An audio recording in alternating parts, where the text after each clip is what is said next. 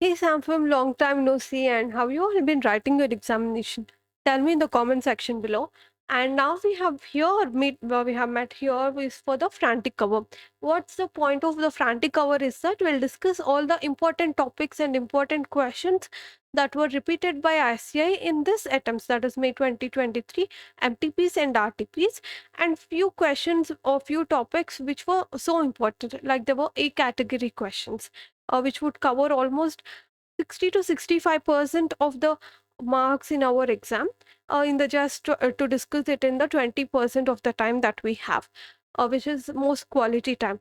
And I hope you have a quality time. And what do I recommend you is that after watching this frantic cover, as we have discussed in our planning session, right, there were two tests that were given by the Samaya. Do check the links that were in the description below, that do test yourself in the MTPs and RTPs. Why I recommend you to test today itself is because you see MCQs and case scenarios, they tend to give 30% of marks in just a quarter of the time of the descriptive that we write, right? So they were like baggers, multi-baggers, and they also cover a lot of concepts, so we'll know which in which concept we are lacking and which concept we are not able to recall the information, so that tomorrow, while you revise all the chapters as a whole, you could do them first, or you could put some more effort in that, or you could you could use the revision lectures of that chapter, which at all you find difficult. So I recommend you to take the test, and those tests were free, right? And please do uh, embrace that test and make utilize of that. And that's it. With no further delay, we'll just move on to our frantic cover. First topic is disclosure requirements. As there were no chapters or no portion syllabus with regards to the audit, but it is from your advanced accounts. That is what from the paper that you have written it today, right? And we have taken appendix from that, and we'll just discuss, because ICA had asked in our audit MTPs, it is our responsibility to just deliver you what all the things that you could write in this schedule 3 disclosure requirements. There were two types, two portions in the schedule 3. One is general instructions, second thing is disclosure requirements. General instructions, they were categorized into three: general instructions with regards to the balance sheet and P&L account, and general instruction with regards to CFS. Okay, apart from that, there were few disclosure requirements in the items of the financial statements. That's it, as simple as that. Today you have read this or advanced accounts, right? You have prepared for the exam. It would be so easy for you. Okay, and now we'll see. Okay, this is something about a rounding of provisions, which we also have it in our monetary limits PDF, right? Do check that out. And this is the format of balance sheet. And you have today only you have given this test. And now we'll move on to the general instructions of the balance sheet. The first instruction is an asset. An asset shall be classified as the current when it satisfies the following conditions. First thing, because it is an asset, they are saying that it is expected to be realized in company's normal operating cycle. If it is a liability, we'll see it is to be settled in the company's normal operating cycle. Second thing, it is primarily for the purpose of being traded. Second thing, that's right.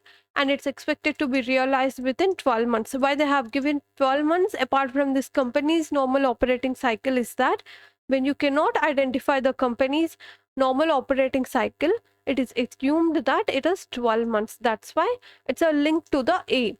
The C point is linked to the A. So that is why they have given it as 12 months apart from the company's normal operating procedures, and it's being traded. That's at 3 points. And the fourth one is when you call an asset a cash and cash equivalent, is that, and you have, unless you were restricted from being exchanged or to be settled a liability for at least 12 months, that is, some asset is restricted from being exchanged, that is, you cannot exchange with that because there were some restrictions, they were lying down. Second thing, you cannot settle a liability with that asset. for at least to 12 months. You cannot exchange that, you cannot settle a liability with that asset for at least 12 months. Then you cannot treat it as a cash or cash equivalents when it is unrestricted. When it is unrestricted from being exchanged or to settle a liability, then it could be called as a cash or cash equivalent, and that's it. An operating cycle, which we have said, if you cannot identify that, you have to assume it to be 12 months, right? They have given the second point there. And third one is the liability. As it is expected to be settled in the normal operating cycle and it is settled within 12 months, it's primarily for the trading purposes, as simple as the asset one. And the company do not have any unconditional right to defer the settlement of the liability. Okay, and that's it. If it would have been a conditional, if it had a some unconditional rights like this, it would be treated as cash and cash equivalents because it have some conditionals, conditional right, etc. That's why it had come under liability portion. And that's it. And what the fourth point is, a receivable will be called as a trade receivable because it was rendered due to normal course of business. A payable is called as a trade payable because it is the amount due on account of goods purchased here during the normal course of the business. One with regards to current assets, one with regards to the operating cycle and current liabilities, and trade receivables and trade payables. And now we'll see the disclosure requirements. Okay, with regards to the share capital, we'll discuss all the important points, important disclosures. Because it's a frantic hour, we have to get most out of the less time, right? First, number of shares authorized, number of shares issued, subscribed, fully paid. Okay, authorized in articles of association, issued how many the company had issued, and subscribed how the other person, how much the shares they have subscribed, and fully paid. Since they have to disclose the fully paid, do they have to disclose the calls unpaid? Yes, they have to disclose the calls unpaid. And since they have to disclose the subscribed shares, they have to give the shares that were bought back and they were forfeited. Yes, they have to disclose them also. Okay, and the face value of the shares and reconciliation of shares outstanding at the beginning, at the ending. That is reconciliation of shares outstanding that were at the beginning of the period and end of the period. And there were shares with few rights and few preferences, right? Like special superiority rights, shares that could be issued with some powers, and there could be preference shares, etc., and shares which do not have right to vote. So all these different categories or different class of shares has to be also disclosed. And with regards to shares that were bought by subsidiaries, associates, and holding companies, and shares that were bought by shareholder holding more than 5% of shares, we'll see this even in the annual reports. And you also have to disclose for a period of 5 years the aggregate number of shares that were allotted through contracts without payment of any received in cash. That is, we have exchanged some plant and machineries with regards to our shares. Those shares have to be given for what?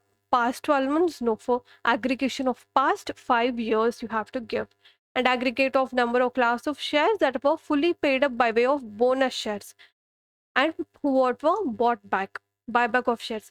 You see, you have to give aggregate number and class of shares of period 5 years immediately preceding for which the shares were allotted for any kind of payment other than cash. Second thing for bonus, and third thing is buyback. Okay, these three things you have to remember, and that's it with regards to disclosures in share capital. Only this is the lengthiest portion, and others will just go out quickly.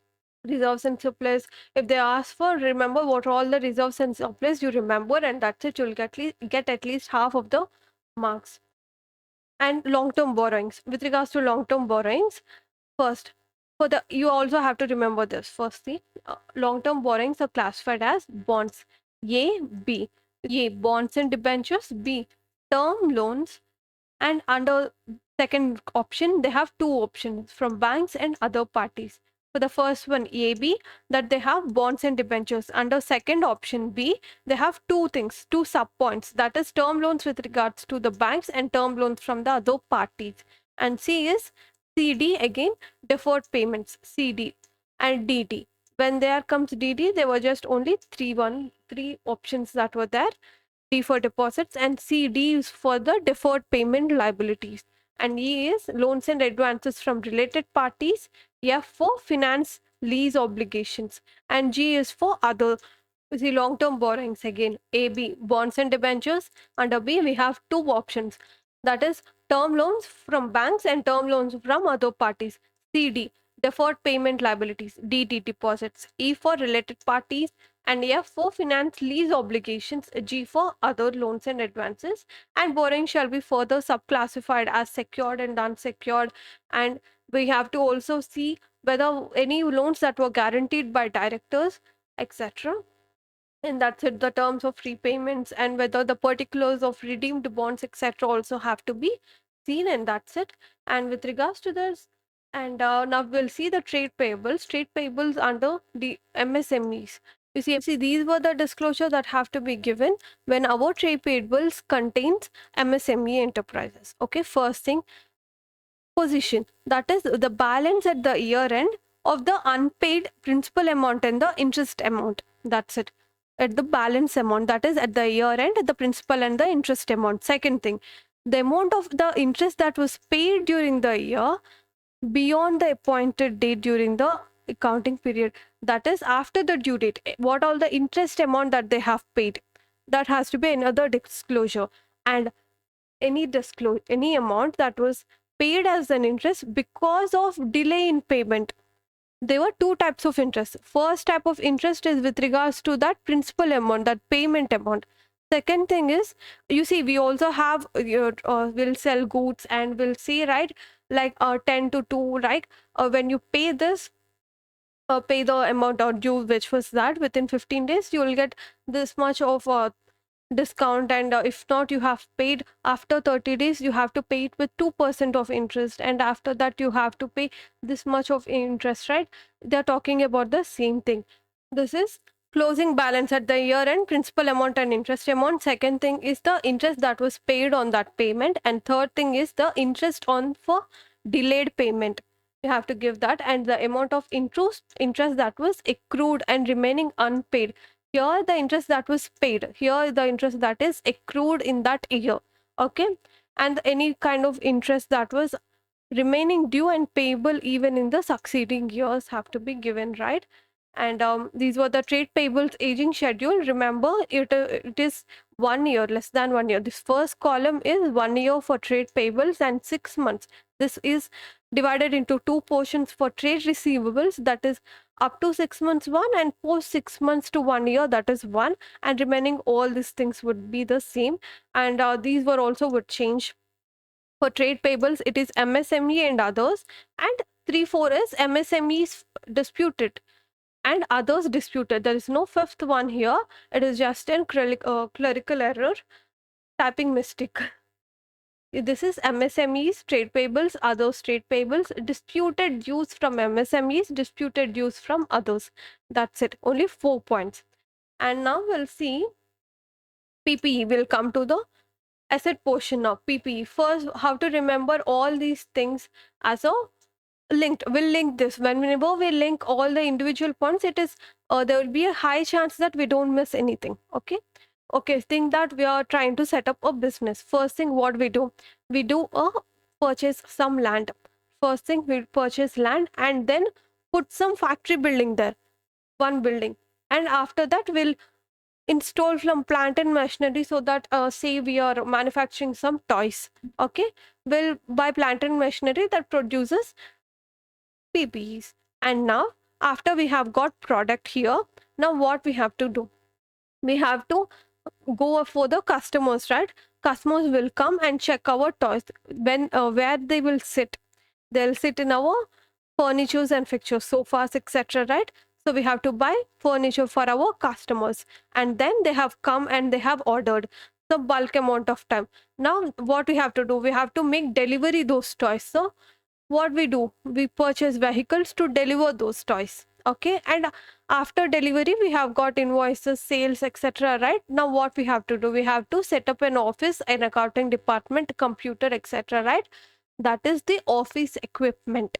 That's it. We'll purchase land and install build factory, that is building, and install PPE and make toys, and then customers will come to us, so we need to have sitting arrangement, furnitures for them, and they have come and ordered. We have to deliver those toys. Vehicles were bought, and after that all the sales entries that have to be noted in the computer. For that we have got office equipment and others. These were the things that you have to remember. If you remember it like an event, it is so easy for you not to skip anything. Okay. And assets that were under lease, and reconciliation of a gross and net carrying amount from assets beginning and the end. We have seen it somewhere, right?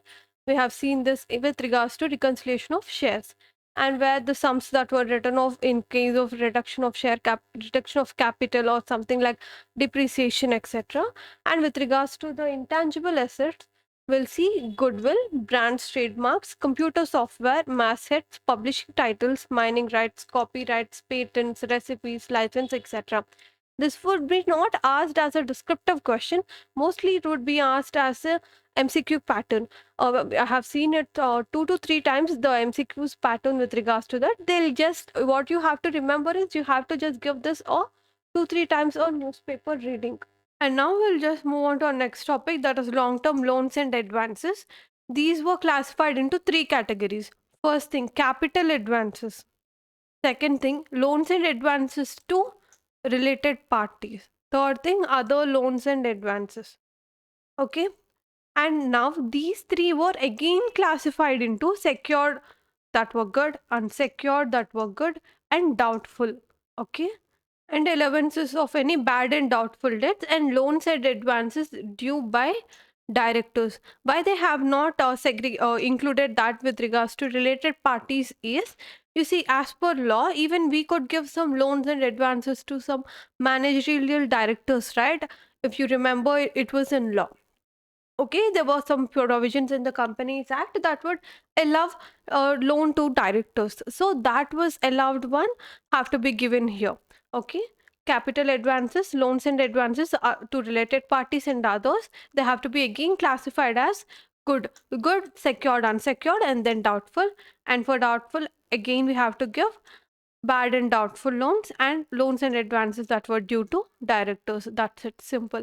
And again, trade receivables, as we have seen, right, it was less than 6 months and 6 months to 1 year, it has segregated. And others were the same, other the columns were the same. For the row, they have changed.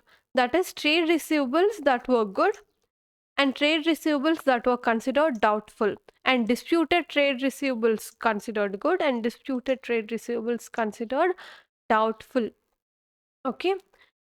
Undisputed, that is trade receivables good. For that we have seen under trade payables, MSMEs and others, disputed MSMEs and disputed others. For this they were good, and they were doubtful of trade receivables, the which were not undisputed. And disputed trade receivables which are good, and disputed trade receivables which are doubtful. And that's it, again 4 points only. And now we'll see the inventories. Inventories, we know that we could easily write raw materials, work in process, finished goods, for lot of finished goods FG, and stock in trade for retail traders, and for stores and spares parts and loose tools and others. That's it. Okay, these were things we have to remember. And goods in transit, and the mode of evaluation, whether it is weighted average method of valuation or FIFO method, LIFO method, you have to state that way. And again, trade receivables, this is just a repetition. What we have seen, trade receivables that were comes under the non-current here. Non-current. Here this comes under the current assets category. That's it. Everything was the same. All the formats were the same. And the most important is cash and cash equivalents disclosures, which have been asked in MTP. Okay, you have to remember that. And it's a must-do question. Even we have that in our list of must-do questions also. Okay, what we have to disclose, cash and cash equivalent shall be classified as balances with bank, checks and drafts on hand, cash on hand, and others. First one, what? Balances with banks, checks and drafts on hand, cash on hand, and others. And earmarked balances with banks, that is in kind of unpaid dividends, etc. and balances with banks to the extent of margin money or security against any borrowings or the guarantees or any commitments that have to be disclosed separately, and repatriation restrictions. Repatriation is bringing back. Bringing back was like, if you have any foreign operation or any foreign subsidiaries, there were few rules and regulations by RBI that at least this percent of the profit has to be repatriated to India, because Indians have invested in foreign entity, so the profits from that foreign entity has to be also repatriated to India, right? That repatriation restrictions or under with respect to the cash balances and all have to be disclosed, and bank deposits with more than 12 months maturity shall be disclosed separately. This is an important point. 5 points, totally 5 points. What? Balances with bank, checks and drafts on hand, cash on hand, others, and earmark balances with banks, say like unpaid dividend. Third one, balances with banks to the extent of margin money, security monies with respect to borrowings and guarantees, and repatriation restrictions. And bank deposits have more than 12 months maturity. That's it. And now we'll see the contingent liabilities. This is also an important question. You might read it from here, or you might write it from your bank also, or deleting all the bank specific points. You could just copy paste that answer, or you could read that from here. If you want to read it from here, you see claims against bank which were not acknowledged as debts. Contingent liabilities were something for a disclosure. They are not form part of a balance sheet or financial statement, so they were not acknowledged as debt. If it is acknowledged as debt, it would be a part of financial statements, right? So claims which we have not acknowledged as debt. Second thing is guarantees, bank guarantees or any kind of guarantees. These were also do not form part of balance sheet. So even those bank guarantees and any other money which is companies contingently liable. It is like letter of comfort. Bank guarantees, they have a legal liability, legal obligation for the company to pay. Letter of comfort is something that you have moral responsibility. Like if your subsidiary had taken loan and you have given letter of comfort to the bank, so you have a moral responsibility to repay the loan which subsidiary has taken if subsidiary fails to repay to the bank. Okay, that is, they're talking about letter of comfort here. Claims against company which are not acknowledged as debt, guarantees and other money which company is contingently liable, and any kind of pending litigations, etc., liabilities claims. And these commitments shall be classified as estimated amount of contracts remain to be executed on the capital account not provided for, uncalled liability on shares or investment partly paid, and other commitments. That is, you have committed for to invest in some investment, you have only partly invested, you have liability to invest that. Second thing is that in balance sheet we have will only render the amount what we have actually invested, but what was there in the agreements will come here in the disclosures. Okay, and the estimated amounts in contracts, the contracts that the entity had entered into, and other commitments, these were the contingent liabilities disclosures.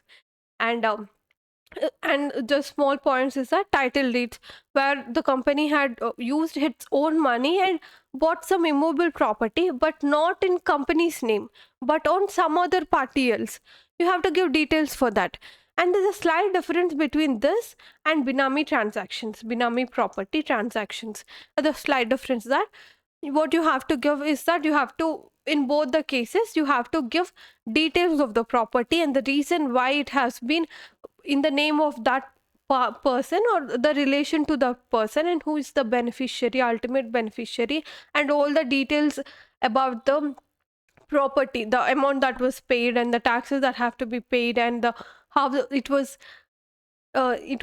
made recorded in the books of account. All these have to be given, and these were with regards to that. And a willful defaulter, what are the disclosures? Details of declaration as willful defaulter, and details of such defaulted amount. If this company, if the company we are auditing had claimed itself as a, had declared as a willful defaulter, from which date, and then details of the default, what it had defaulted, and relationship with any kind of struck off companies, or with regards to if its subsidiary had gone struck off, etc. What would be the reasons? Striking of a company's means the name of the company had been removed by the ROC from the records of companies. This is mostly done when you do not file the annual returns with the ROC, etc., or when there were few non-compliances, etc. And you have to also disclose about the layers of the company and registration of any charges and satisfaction with ROC and few ratios. You see, you need not remember all these ratios. Just give a 1 to 2 times newspaper reading so that you know what all the ratios have to be given. Okay, and you could easily retrieve it if it all the ICA asks for. And with regards to the general instructions from the P&L account, what all the general instruction is that you have to categorize it into two parts, one for a finance company and another with regards to other than a finance company. If it's other than finance company, all the sales of product sales and the grants it had taken, less revenue expenditures and excise duty, etc. And with regards to a finance company, what all it has only interest with regards to that, and any other financial services like any kind of what like processing fees, etc., right? Those are shown as a revenue portion, and all the costs, etc. You need not remember everything like this, and you just write what are all the expenditure you think of, any rent, fuel, power, etc. Any kind of electricity, any expenditure would be given the same way. And with regards to the foreign currency disclosures, what you have to give is that you have to give what all you have earned in foreign exchange and what all the amount you have paid in foreign currencies in form of dividend. Okay, in form of dividend and royalty, know-how, any kind of fees, these have to be given. Any foreign exchange fluctuations have to be net off. Okay, remember the foreign exchange fluctuations have to be netted off. That's first thing. And second thing is that what are all the expenditures and earnings in the foreign currency you have made. You see, expenditure with regards to any royalty, know-how, professional fees, and amount remitted in form of dividends also. That is, that the dividends is not an expenditure, it's appropriation of profits. So something that you have made as an expenditure or appropriation of profits in foreign currencies have to be disclosed. And second thing is that earnings in foreign exchange through any kind of export of goods or royalty or interest or dividend or other income has also to be disclosed. Why we have to disclose this is because a lot of scams or like shifting of profit, right? A shifting of profit from India to some tax havens, right? This might happen. So in order to know that, these disclosures have to be given.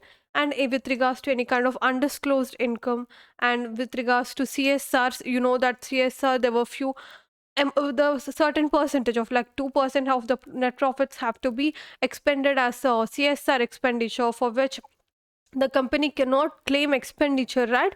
For that also few disclosures have to be given as per law, how much is required to be expended, how much expenditure had been incurred by the company, and what's the shortfall and total shortfall, and why the reason for shortfall. See, all the three were with regards to shortfall, amount of shortfall for the current year and total shortfall for all the previous years and reasons for those shortfall. And the third thing is that the CSR activities, what kind of CSR activities they were doing. That is, we have few restrictions with regards to CSR activities. You see, you have expended some amount in some foreign countries, that does not count, and you have given discount on your own goods or services, that also doesn't come under CSR activity. You see what kind of CSR activities you have done that. And you also have to give related party transaction, why they have seen it here, why we have to disclose it under CSR expenditure is that, first thing, CSR expenditure is a mandatory expenditure which company cannot claim deduction. So it have to pay tax extra. So what it would do, what the companies would do is that they would just turn that into a trust and then form a trust and then utilize that amount, right? So there could happen some related party transaction or illegal or hawala amount of hawala transactions could be done. So in order to identify those disclosures have to be given, and disclosures with regards to cryptocurrency is just so simple. That is balance as on the end of the date, and the profit or loss on the transactions you have given, you have taken in the current year. That's it. These were the just only two disclosures with regards to cryptocurrency and virtual currency. And we have come to our last part for the disclosure portion is general instruction for preparation of CFS. That is first thing, profit and loss that is attributable to minority interest have to be given, and the minority interest in the balance sheet same as like this P&L for those transactions, and the currency as at the end of the period. Here also minority interest P&L attribution, minority interest balance, and this format anyways you know. And what the third one is that all the you have to give a disclosure that all subsidiaries, associate, joint venture have been consolidated, and if at all they haven't consolidated, reasons for not consolidating. And that's it, we have completed our disclosure requirements. And now we'll move on to local bodies objectives. And these were the objectives of audit of local bodies, and you could get this PDF in our Telegram channel. First, we'll see what are the objectives of the auditor first. As we always say, auditor audits any entity in the same manner, but with specific to the entity, there were few add-ons and not. Right? Few additions and deletions will be there. First, what are the objectives of the auditor? First, he has to comment on the financial statements, and second thing on the internal controls. Okay, we'll see here first. Reporting on the fairness of the content and presentation of financial statement. Okay, he has to form an opinion on the financial statement, so he has to report whether they were fair enough or not. First thing. Second thing, he has to comment upon the internal control system. He has to report on the strength and weakness of the system. 2 points covered out of 5. Okay, just with the basic needs. And third thing is they are saying report with adherence to the legal and administrative requirements. You see, as auditor has to do audit as per standards on auditing. As per SA 250, consideration of laws and regulations in audit of financial statement, he has to check whether the entity has to comply with any legal requirements or not. SA 250 was covered here. Okay, reporting upon whether value of money is being fully received on money spent. What is that?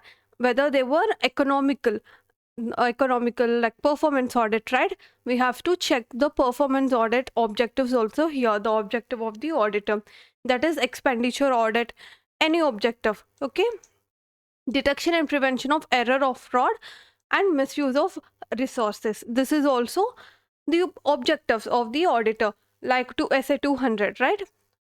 First thing, he has to report whether the fairness on the content and presentation of financial statement. Second thing, strength and weakness of the financial controls. Third thing, loss, compliance of the law, whether they had adhered to that or not. Fourth one is that reporting upon value of monies being fully received on the money spent or not. And fifth one is detection and prevention of error, fraud or misuse of resources as per SA 200. Okay, these were so simple. And now we'll just move on to our next topic, that is expenditure audit in a government audit, right? And now we'll see expenditure audit under government audit. Okay, in expenditure audit there are various categories. Okay, or like audit of sanctions, proprietary audit, etc. There were a lot of things. We'll see one by one simply.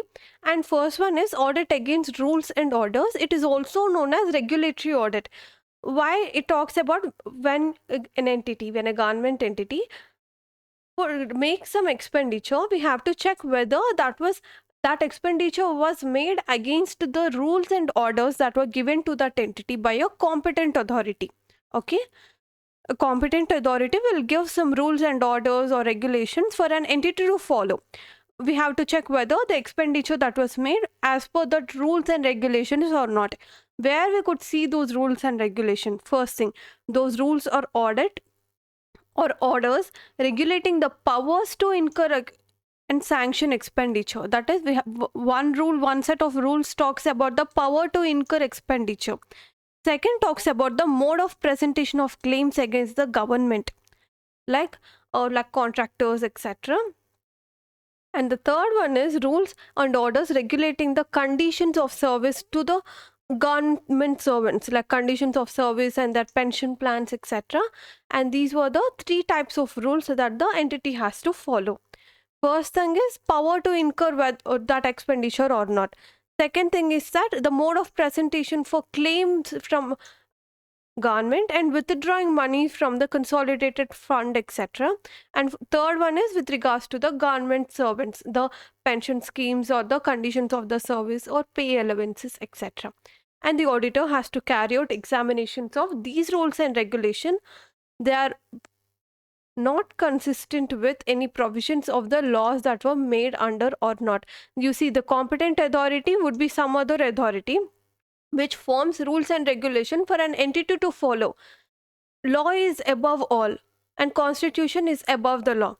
First thing, we have to check whether those rules and regulations were consistent with law or not. First thing, and they are consistent with the essential requirements of the audit as determined by CNDG. Okay, who is our CNDG? He is Girish Chandra Murmu. Okay, so the rules and orders that were determined by the competent authority. Here, competent authority means say like a management.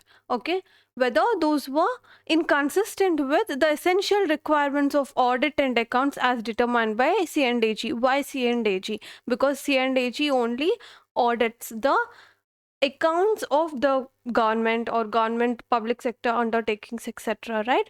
So it has to be in line with the requirements of them, and they should not come in conflict with the orders that were given by higher authority. Okay, and in case higher authority, they have to not be inconsistent, and they have to be not inconsistent with constitution or laws, and they have to be consistent with CNDG essential requirements of audit and accounts. And fourth one is in case they have not been separately approved by competent authority, the issuing authority possesses the necessary rule for making the power or not.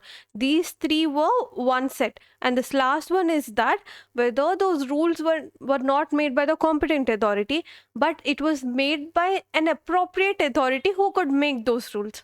That is one thing. Okay. And we have completed our regulatory audit, or that is audit against rules and orders. That's fine. And now we'll move to audit of sanctions. That there is a sanction that was made to the company, and either special or general, it is accorded by competent authority authorizing that expenditure. That is, a sanction of the expenditure was made by the authorized competent authority. Okay. First of all, what we have checked in the regulatory authority, the rules and orders that were made by competent authority were in line with constitution, law, or essential requirements of CNDG or rules of higher authority, etc. Right? Now, if at all he was giving a sanction, whether he has that authority or not. Like they have given authority only for a 10 lakh, but he had sanctioned the expenditure for 25 lakhs. That is, he exceeded the limit. You see, this is quality. The rules, whether that were, if you think it in audit sampling, this is the quality, the conditions, whether right or wrong. That is with regards to the regulatory authority. Second thing, the quantum, whether they has authority or not. Okay, that is audit of sanctions. And what is audit against provision of funds is that whether an expenditure can be incurred and the same has been authorized by the competent authority or not. You see, as per the provisions of fund, they said 20% to the administration and the 40 to 50% to the contractual payments, etc. So whether that proportion was right or wrong, whether the fund allocation was made as per the rules or not, that's one thing you have to check for. And the proprietary audit, whether what we have discussed about proprietary audit, that is sound business principles, whether the entity is taking a decision or entity is putting an expenditure that is not harm to the company. That is, it was usually done in a business environment, that is to make a profit. Okay, no business were done to make a loss. Okay, that's the same thing with regards to the proprietary audit. The expenditure is incurred with a due regard to the board and general principles of financial proprietary. Okay, that is to make a profit, not a loss.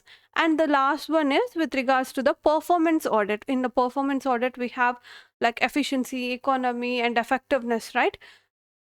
You could write in detail from that performance audit, or the thing is that in a short note, that various programs or schemes or projects that were large financial expenditure had been incurred by being run economically and yield the results expected of them.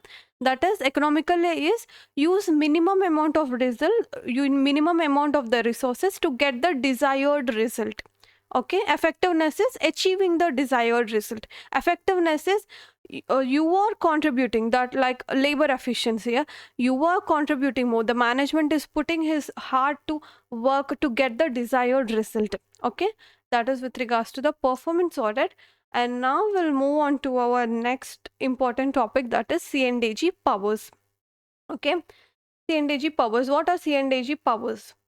First thing, to inspect any C&AG. Who is our C&AG? Girish Chandra Murmu. He is an individual. It's not a committee. Okay. And the what like age limits and etc. His tenure and all had been discussed in the time limits PDF. Do check that out. It might be get in MCQ, right? To inspect, what is his powers? To inspect any office of accounts during the control of union or state government, including office responsible for the creation of initial or subsidiary accounts. That is, he has to inspect the accounts. Okay, first thing, he has to inspect the accounts of all the government entities and governments, and to require that any accounts or papers or documents which deal with or otherwise relevant to transactions under audit to be sent to specified places. When accounts, what do? He inspect the accounts, and if he thinks that these accounts require audit, he will send them to those places. That is, he would form a committee and send those books of accounts or documents or papers to that committee to get audited. That is what supplementary audit or test audit, that is what it was done. And to put such questions or make such observations as he may consider necessary to a person in charge of the office, or call for such information as he may require for preparation of any account or report in which his duty to prepare. That is, while doing audit, he is inquiring, he is forming a questionnaire and inquiring the management who is preparing the accounts. You see, the soul for all audits was the same, but only the keywords change. Okay, first thing he inspects. In law, in company law inspection, first inspection was done, and then if they thinks that audit would be done, test audit or supplementary audit, anything, and he inquire the management has to answer the questions, who have prepared the, who has a duty to prepare the financial statements. That's three things. If you think it as a process, it is easier to understand than an individual point, so you won't miss any point. In carrying out the audit, the C&AG has power to dispense with any part of detailed audit of any such accounts or class of transaction, and to apply such limited checks in relation to such accounts and transaction as he may determine. As if at all the auditor, if all the C&AG thinks that these particular transactions do not require a lot of attention, could restrict the scope to the limited checks and do not dispense, that is, or do not go for a detailed audit. Okay, and that's it with regards to the C&AG powers. And now we'll move on to government guaranteed advances in banks. What are government guaranteed advances were? When a party has taken a loan, then CG will give a promise that if at all that a borrower had not able to repay, I will repay. That is the CG will repay. When that promise was not invoked, that is, they have not taken back their promise, till then that asset would not be regarded as an NPA with regards to asset classification, but it is treated as an NPA with regards to income recognition. That is, they do not charge, they do not accrue the interest rate for that asset. Okay, that's one thing with regards to the government guaranteed advances. And there is, you see, government guaranteed advances only with regards to the central government, and there is no provisions with regards to state government with regards to invocation, etc.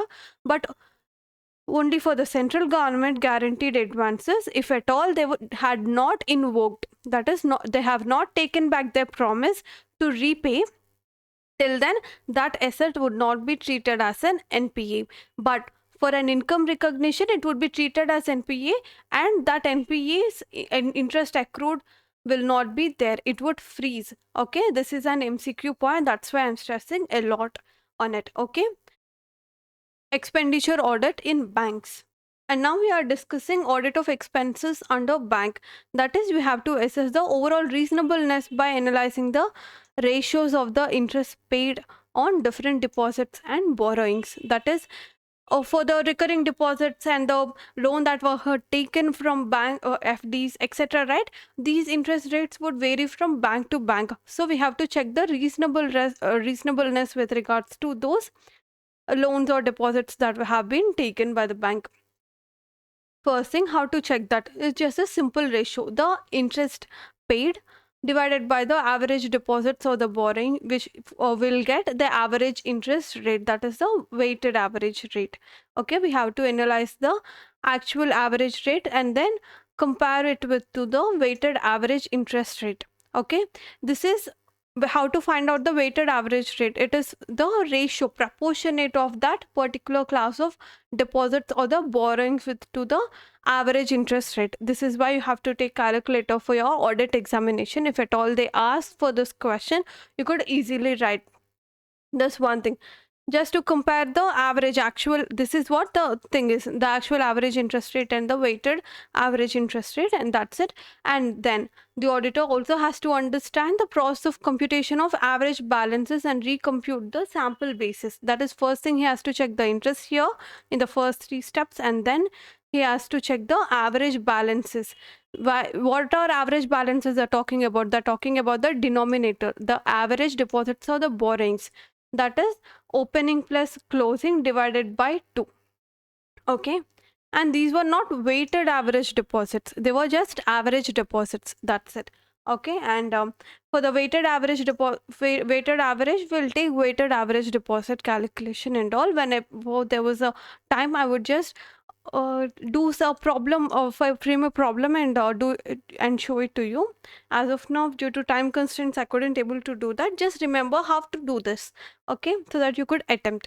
And auditor should test check biases that the interest provided on all deposits up to the balance sheet date, whether they have provided or not, and interest rates were as per RBI and banks internal regulations or not, and interbranch balances for interest, whether they have been, how they have been, what the rate of interest, and whether they have been provided to the balances or not with regards to head office account and RBI account. We have balances with RBI and balances of HO, right? Those interest account. And the auditor should ascertain the changes in interest rate. He has to check whether from with effective date to what, the whenever there is a change in interest rate, we have to check the cutoff date also. We have to check that the interest rate, for the interest rate we have to check whether they have been applied with all the deposits and they have been in the proper manner, proper interest rate, and there where there was a change in interest rate, whether from the cutoff date or not. Okay, and recomputation is a process of obtaining audit evidence. So you have to write simply that. And with regards to audit of operating expenditure, first what you have to see is that you have to analytical procedures. Okay, the auditor should evaluate the internal controls with respect to the expenses, etc., and authorization process. And that is internal control. He has to check the internal controls first. Second thing, he has to examine whether there were any divergent trends. That is sudden hike in some salaries or sudden hike in like scraps, etc. Right? Sudden hike in bad debts or with regards to NPAs, etc. We have to check whether there were any trends that were emerging drastically. And third thing is that should perform substantive analytical procedures, how to find those trends, etc. through analysis. Analytical procedures is something like more of comparison with either or two items in the financial statements or two periods. Okay, and the auditor should verify the expenses with supporting documents.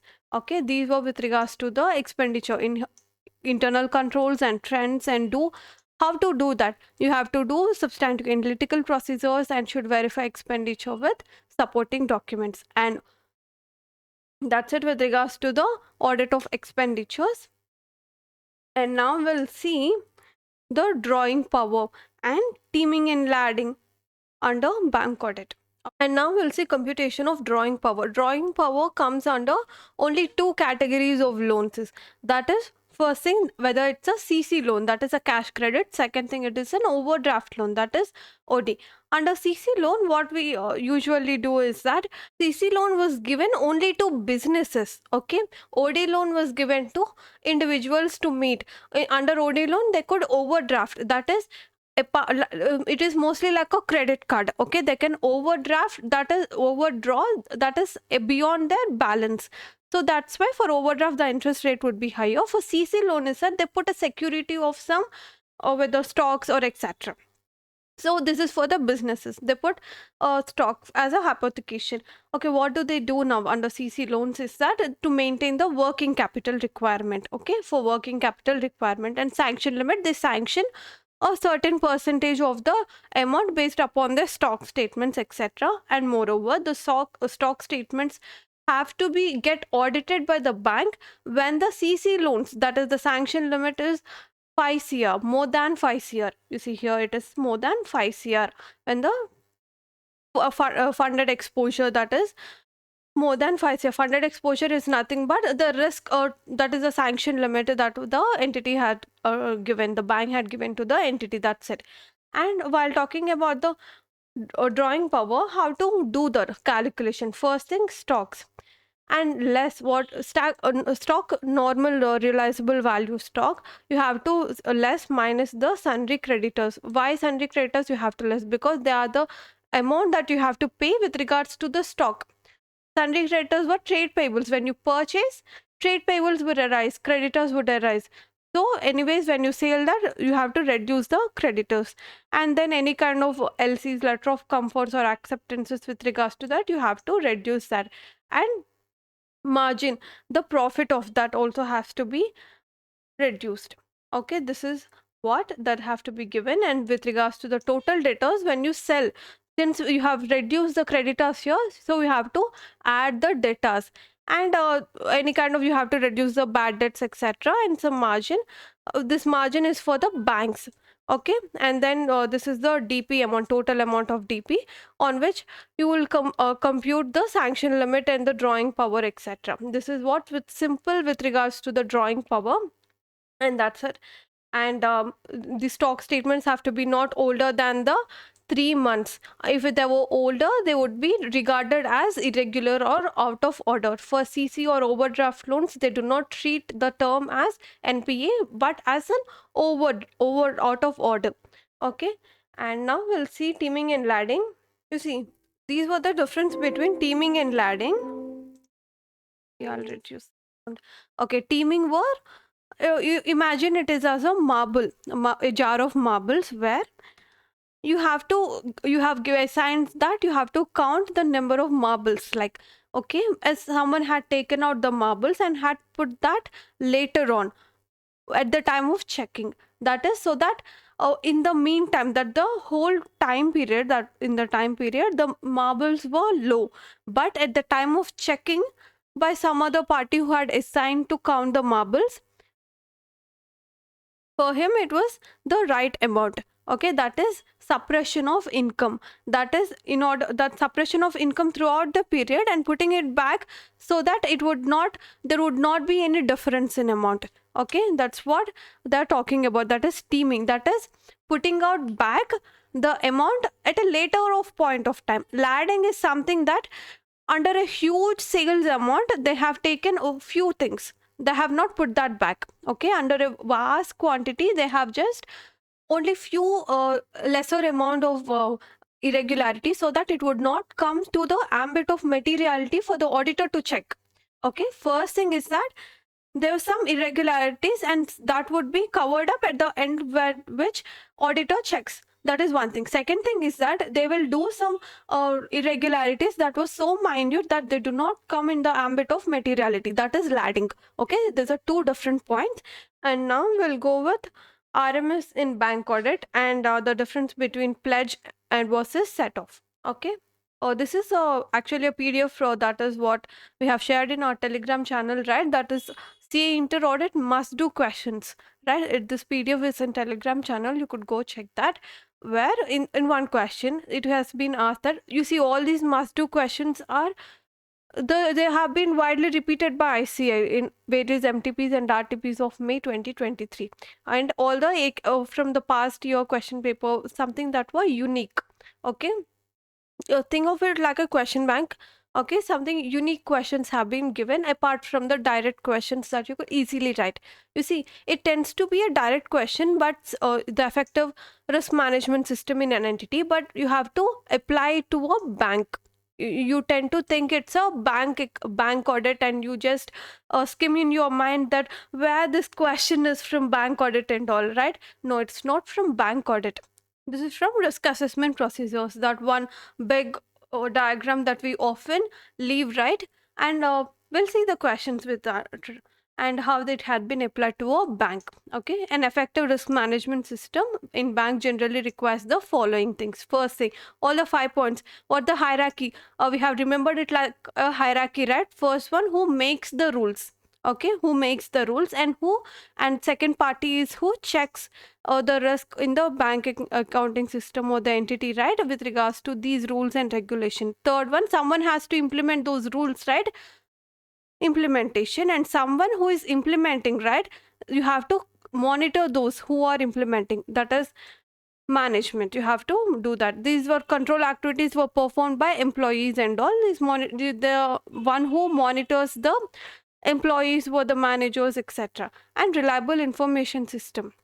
Okay, that's it. Only they remember it like a hierarchy system. That's it. First thing is that oversight and involvement of the control process by TCWG. What do? They actually approve the risk management policies. That is, they make policies, all the rules and regulations that are inconsistent with the business objectives or strategies, etc.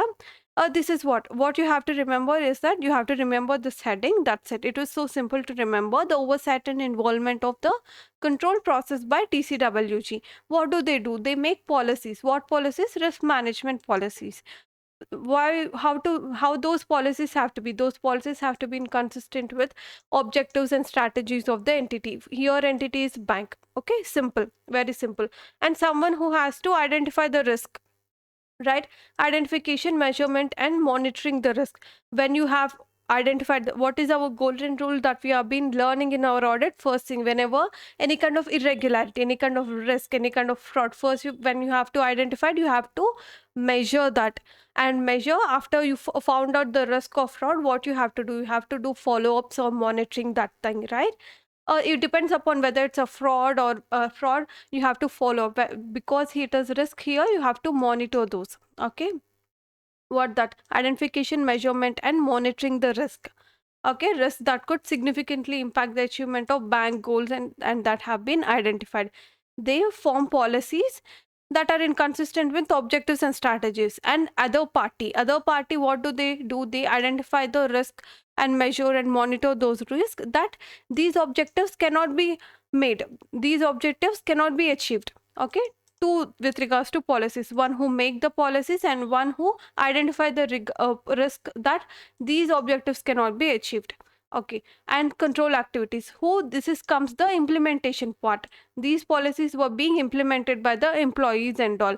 A bank internal controls to manage risk, accurate measurement, reporting, approvals, exception, physical security, all. Okay, all these transactions vagera vagera was here. That is with regards to implementation of control activities. And someone who is doing the work, there also has to be other party checking the work, that is monitoring activities.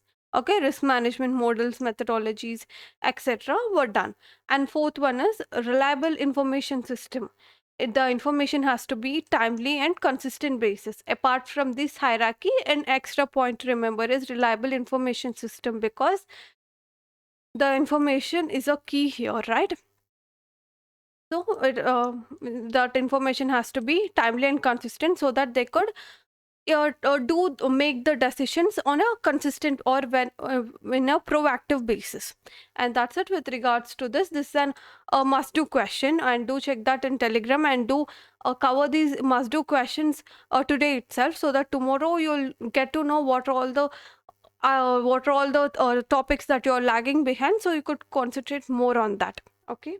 You see, this is our keyword kit. I didn't remember the number. the difference between pledge, mortgage, and assignment and set off. These were all to recover back the amounts that were bank was having assets at.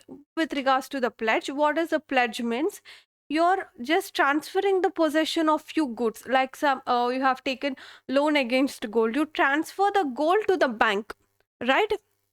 That is what pledge is, giving you a valuable item to someone, promise that I'll pay you back. Okay, there's a possession transfer. For a P pledge, there's a possession transfer that will be going to happen. And with regards to wait with regards to mortgage, it is an immobile property like a house, etc., where you go and put the title deeds. Okay, whenever the ownership would not be transferred as soon as when you take the loan, it would be transferred when you do not repay the loan. Okay, that is when the mortgage happens. Okay, mortgage with regards to the any kind of immobile property, pledge is possession transfer. And now we'll see assignment. Assignment is like they're assigning the right they have. You see, like debtors, they will assign the debtors like a company which is unable to repay. What do? They assign few debtors for the bank to recover the amount and have their right. Okay, this is what assignment is. And set off is netting off the things, netting off the payables and bank balances, etc. That is, if at all the company is having some or like a balance account with the bank and also a loan, then what they have to do, they just set off and sum up the negative things that were payable and the things that have been with the bank assets, and that's it. This is what set off means. Okay, and now we'll see the indicators of lack of neutrality. This is also a question from Samaya Mas, two questions. Now see, we'll just see it here. In considering the qualitative aspects of entities accounting practices. Okay, what we are doing, we are checking the entities accounting process. The auditor had become aware of possible bias in management's judgment. Okay, what is the duty of management? Their duty is to prepare the financial statements, but there is a bias in management's judgment in those financial statements. You see, management has to make some judgment with regards to estimates or assumptions in preparing the financial statement, right? And management had shown some bias so that it would be beneficial for only some particular group of parties or etc, and it's not showing a true and fair view of the financial statements of the entity. And the auditor concluded that there was a lack of neutrality, that is, their management is showing bias, together with uncorrected misstatements caused the financial statement to be materially misstated. Okay, there were few misstatements which were uncorrected, which could lead to a material misstatement. Explain and analyze the indicators of lack of neutrality with examples. Okay, they are asking that how we know that management had some bias, and how we know that there was lack of neutrality. Some indicators. First thing, they are not integrity, they do not have integrity first of all, and they are not do not have objectivity also, because management is only concerned with only few selected misstatements or few selected items in the financial statement that they wanted to show how they wanted to be like. Okay, and this is we'll see the answer of ICI. They have just copy pasted the question, and they have given two indicators. First thing is that the selective correction of misstatements brought to the management attention during the audit. What they have given the question, they had given that there were few uncorrected misstatements which could materially misstated. So they have corrected only few selectively, and which were brought to the management attention. Okay, correcting misstatement with effect of increasing reported earnings, but not correcting misstatements that they have effect on decreasing reported earnings. You see, this is an example that all the misstatements were being corrected which would cause earnings high, and which would decrease the earnings, they were not corrected. First example, and second example is a combination of several deficiencies affecting the same significant account could amount to significant deficiency. This evaluation requires judgment of involvement of audit executives, and there was a misstatements with deficiencies with regards to the particular account or disclosure, significant deficiencies with regards to a internal controls with regards to that account. So there were few material weaknesses and all, and possible management bias in making accounting estimates. A lot of bias by the management could be seen when management taking assumptions or preparing the estimates and all, right? They have discussed it here. Only two things. That is first thing. First thing, how do you remember is that since they have given uncorrected misstatements here, means the management is selecting only few things that would accompany or be consistent with their objective of how the financial statements have to be shown. First thing, that's why they have given a selective correction of the misstatement. Second thing is a possible management bias with regards to accounting estimates. That's a area where a lot of management bias could happen, so that they could window dress the financial statements. And now we'll move on to our next topic, that is management responsibilities in auditor's report. In auditor's report, auditor has to give what all the responsibilities of the management. He has to disclose what are all the responsibilities of the management. You see, what are responsibilities of management? First thing is to prepare the financial statements. Second, they have to design, implement, and maintain the internal controls. He has to disclose in its auditor's report the responsibilities as what are the management responsibilities. First thing, preparation of financial statements in accordance with AFRF, that is. And second thing is that internal controls, to design, implement, and maintain internal controls to enable the preparation of financial statement that are free from material misstatement, whether due to fraud or error. These are the things that auditor has to disclose in his auditor's report with regards to responsibilities of the management. And now we'll go on to the audit committee responsibilities. Here is again a question from Masdo. That is, you see what the question is.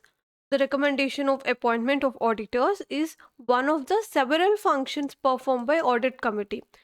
Discuss the other key responsibilities of the audit committee under section 177 of Companies Act. Again, we'll give a normal copy paste of the question. That's it. And now we'll give the duties of the audit committee. What are the responsibilities of the audit committee? Audit committee deals mostly with recommendation for appointment. To whom they recommend to the board. Okay, what do? They recommend for the appointment and remuneration and terms of appointment of the auditors for the company. Includes internal auditors and statutory auditors also. And second thing is review and monitor the auditor's independence and performance. For independent auditor, they have to check the independence, right? They have to check that, and the performance and effectiveness of the audit process, because that audit committee. And third thing is that examination of financial statements. Okay, these two were with regards to the auditors, appointment, remuneration terms, and checking their independence and how they are performing and whether they were performing effectively or not with regards to auditors. 2 points. And all these responsibilities with regards to the financial statement, transactions, etc., we'll see one by one. Examination of financial statements and auditors report on them. Okay, he has to examine the financial statements and the auditor's report, and he also have to check, give approval or any subsequent modification for transaction of the company with related parties, like giving omnibus approval, etc. It's mostly like if conditions. Okay, only this transaction has to take place only if the price is this, only if the price is above this much, only if the quantum is above this. Okay, all these approvals and modifications were given by the audit committee. And scrutiny of intercorporate loans and investments, that's one thing.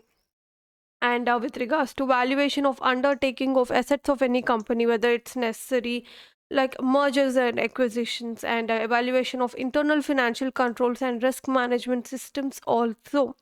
Okay, unless it do not have a risk management committee, this audit committee only take care of evaluation of those risk management systems also, monitoring the end use of funds raised through public offers and other related matters, that is through IPOs or FPOs. Okay, we'll quickly sum up. First thing, with regards to the auditors, 2 points. While their appointment, for recommendation for appointment, remuneration and terms of appointment, after they have been appointed, they'll do some work, right? Now the audit committee has to check for the independence of the auditor throughout the audit and performance and effectiveness of their audit process. That's it. And now with regards to the transactions, first audit committee's responsibilities will go with all high-end transactions, like transaction with regards to related parties and with regards to the loans and investments of intercorporate loans and investments. And third thing is that with regards to the undertakings of assets of any company and end uses of funds raised, all high end transactions. And coming with regards to the internal controls also, because it's management responsibility to prepare financials and design, implement, and maintain the internal controls. Audit committee also help the board of directors to effectively perform. So they'll check the effective valuation of internal financial control and risk management systems. So these were a quick nutshell of the responsibilities of the audit committee. And now we'll see verification of legal expenses. While verifying the legal and professional expenses of a client, what audit procedure should the auditor perform? Okay, they are simply talking about the audit procedures for legal and professional expenses.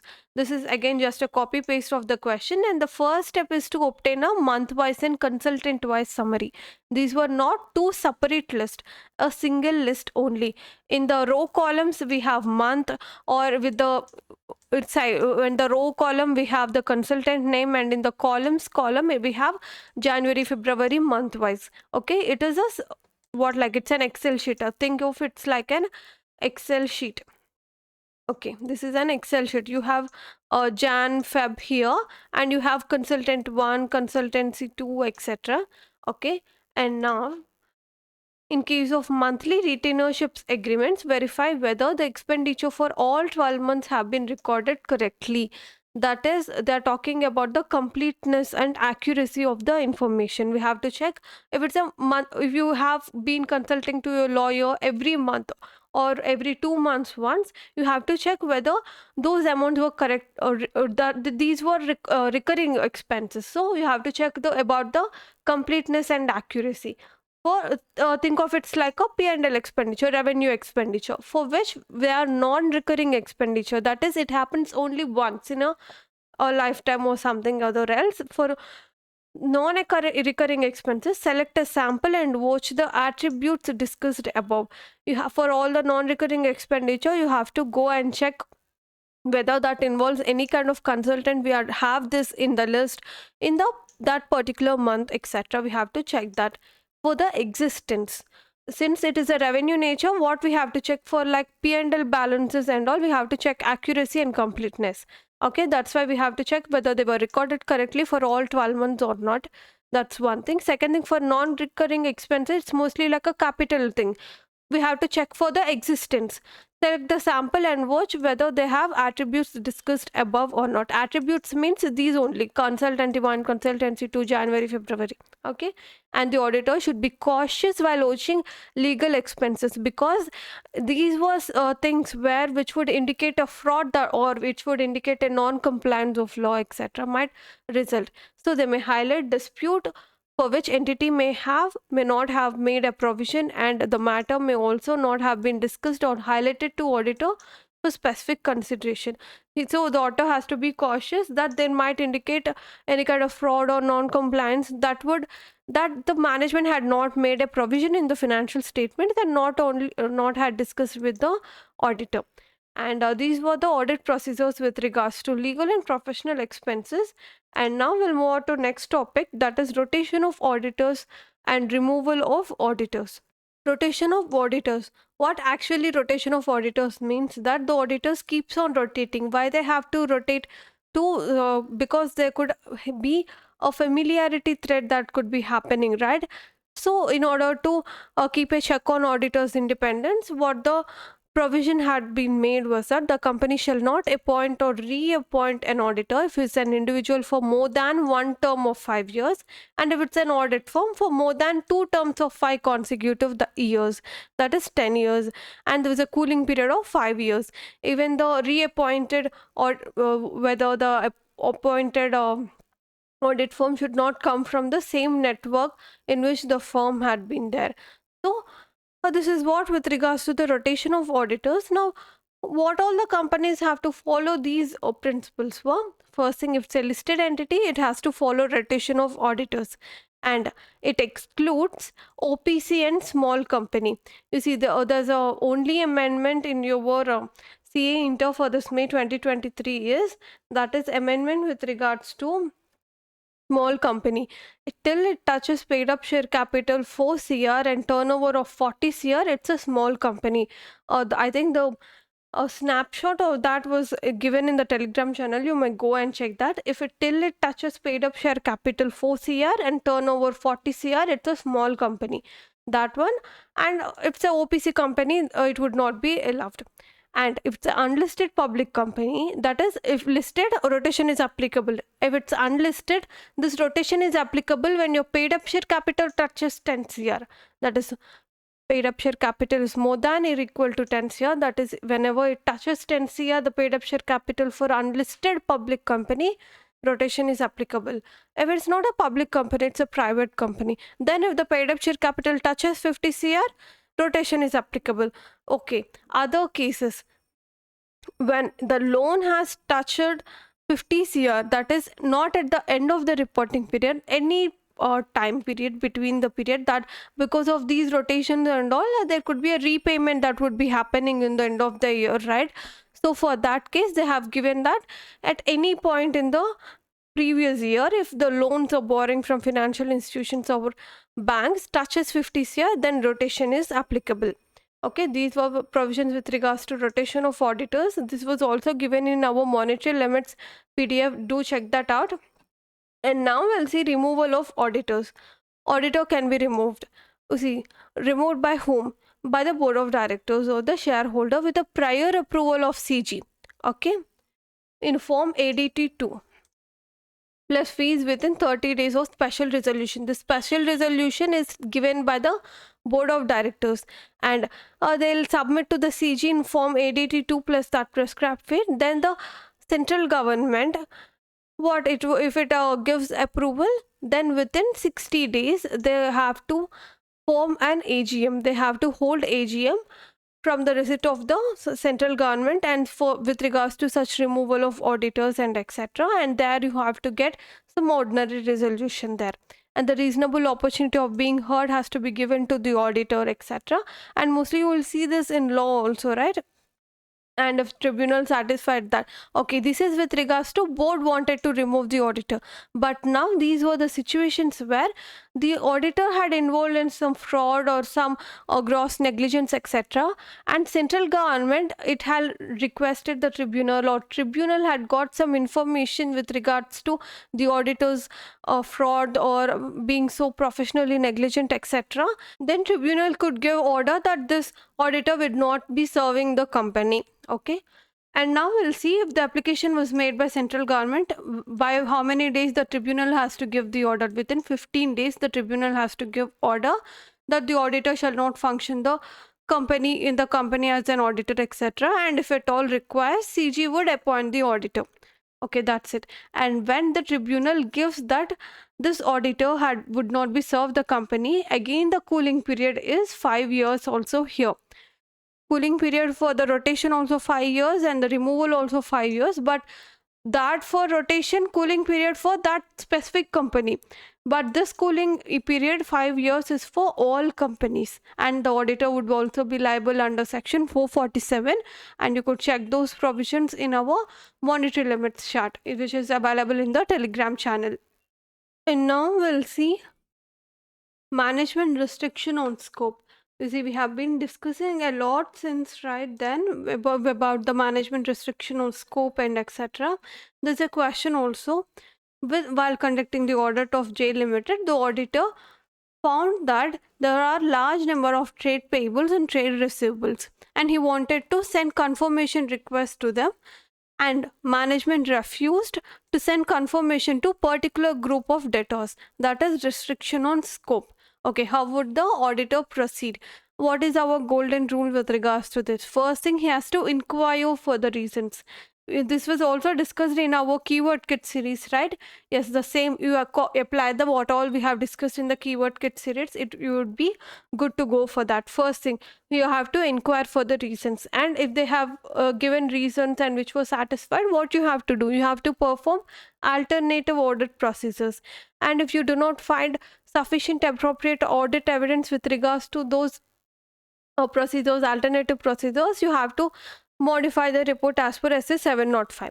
Okay, now the reasons were not at all satisfied.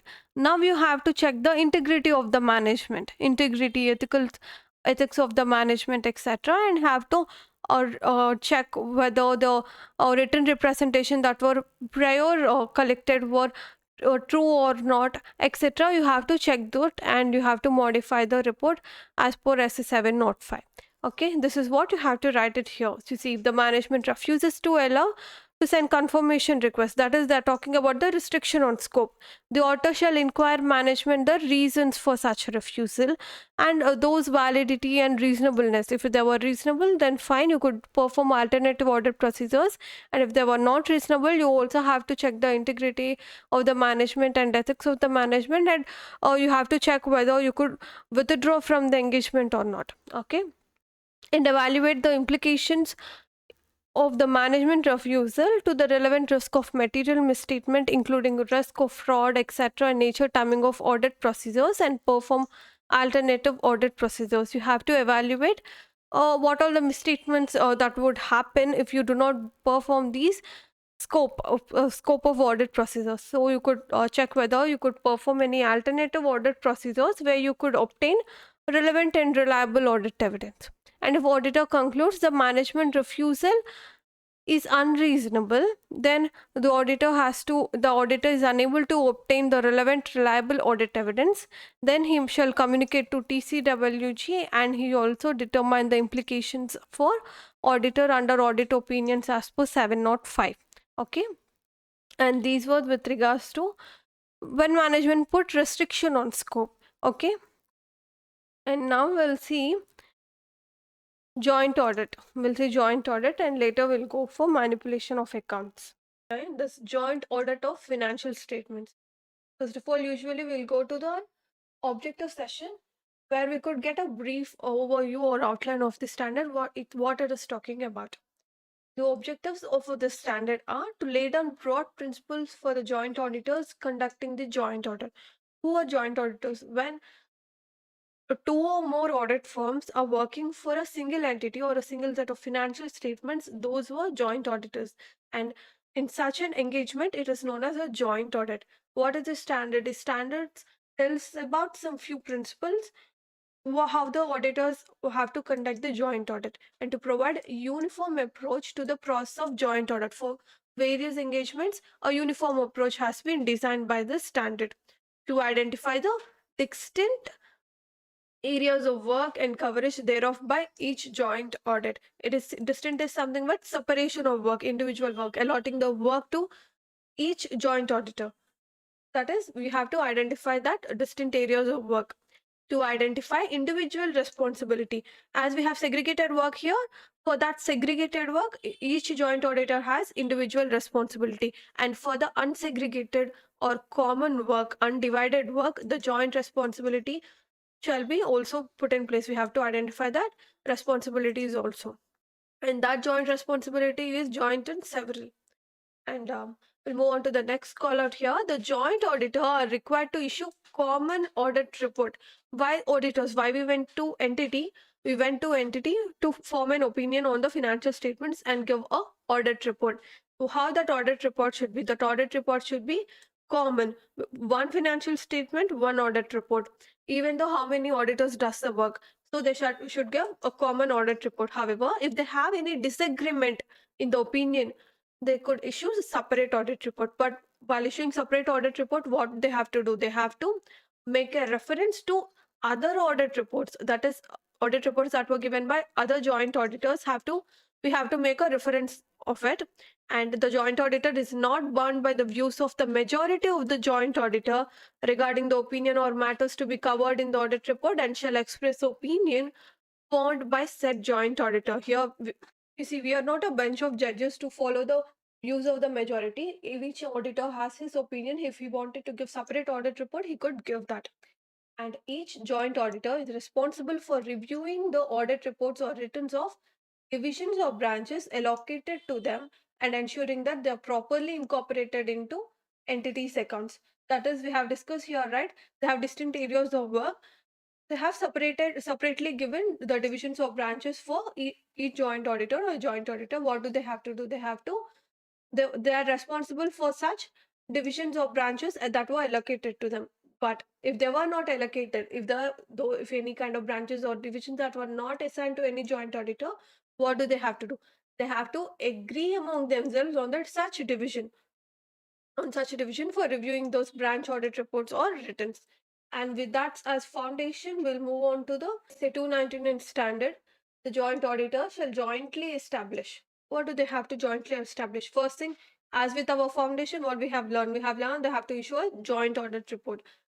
And for that, they have to have overall audit strategy. They have to jointly establish overall audit strategy, one financial statement, one audit report, one audit strategy. Discuss on develop a joint audit plan, one audit strategy, one audit plan. Identify division of audit areas and common audit areas. This was the objective of the standard. Ascertain the reporting objectives. You have to ascertain the reporting objectives, how the report has to be given. The factors that significant in directing the engagement team efforts, why all the preliminary activities or assessment of risk of any kind of material misstatement that was done before the conducting of an audit, understanding the business environment and all. Why do we do that? The benefits of audit plan is to direct the engagement team efforts and to uh, give more attention to the significant matters. This is something that you could easily write whenever you find an audit plan here. Consider the results of preliminary engagement, nature, timing, and extent of resources, obtain common engagement letter and common management representation letter. You see, how could we remember all this? First thing, by the auditor had you have to jointly establish what? Audit strategy, audit plan. And then with that audit plan, what you have to do? You have to, what's the benefit of an audit plan? The factors that are significant to direct the engagement team's effort. And that's it with regards to that. And identifying and dividing the common audit areas and separate audit area division, that was in the standard 4 points over there. And the fifth one is why the auditor had went to give an audit report. For that, you have to ascertain the reporting objectives and you have to do some preliminary engagement activities prior start of audit. And common engagement letter, that was on common management representation letters. This was during the course of the audit that we take management representation letter or written representations from management. And this engagement letter is something, an agreement to do the audit. This is what shall be established jointly by the joint auditors. And joint auditors shall be jointly and severally responsible for. Here what they said, they have to identify individual responsibility and joint responsibility. What are those? What are those joint responsibility? What are situations or what are the circumstances that joint auditors are jointly and severally responsible for the work that was undivided? Is audit work? If the work is divided, they have individual responsibility. If the work is undivided, they have jointly and severally responsible. And decision that taken by all joint auditors and matters which are brought to notice by the joint auditors by any one of them. Like as the audit or work has been divided, if they found any significant matter or a fraud or a deviation, that has to be communicated to the other joint auditors as well. All those matters that were communicated. Here, when the work was undivided and when decisions were taken by all, and when the work was divided, but the matters were discussed to the other joint auditors. All the three scenarios, jointly and severally responsible. And examining that financial statements of entity comply with requirements of relevant statute. As we said, one financial statements, they were jointly and severally responsible because financial statements only one, audit strategy one, audit plan one. For all the one things, they're jointly and severally responsible. About regarding financial statements, requirements with relevant laws or rules and regulation or statutes, and presentation of those financial statements and the audit reports. Even audit report is one, so they are jointly and severally responsible. And these three, when audit work is not divided, decisions taken by all, but when audit work is divided here, but the matters were discussed with other joint auditors, jointly and severally responsible. Here, financial statements, requirements with relevant statutes, presentation and disclosure of financial statements, and audit report, compliance with relevant statutes, jointly and severally responsible. And joint auditor is entitled to assume that what are the presumptions of joint auditor. Other joint auditors have carried out their part of audit work, and the work has been actually performed as per standards on auditing. What's the responsibility of the auditor? The responsibility of the auditor is to do the audit as per standards on auditing. You see, a joint auditor has gone to audit the financial statements of the entity, but not to review the work of other joint auditors. For that, peer review is there. So we have to assume that the other auditor is doing his audit as per standards on account auditing, and the financial statement of a division, branch, are audited by one joint auditor. That's what we have discussed here, right? When they were divided the branch or allocated to them, they have to they are individual responsibility for review that. So whenever there's an individual responsibility with regards to division or branch, what you have to think that all the financial statements that they have audited for that division or branch allocated to other auditors comply with legal and regulatory requirements and present a true and fair view. We have to think that is, we are not assuming that some error had happened in the financial statements of the other auditors audit, other auditors in what they have audited, and the other auditors have brought to said joint auditors notice any departure from applicable financial reporting framework. You see, here we have discussed that the matters which were brought to the notice of joint auditors by one of them shall be jointly and severally liable. That is, whenever an auditor find any kind of deviation, they will communicate with the other joint auditors. He have to presume that all the deviations, all the significant matters were discussed, and no matter that was left behind. So this is what they're talking about. The other joint auditors have brought to said joint auditors notice all the departures from the applicable financial reporting framework.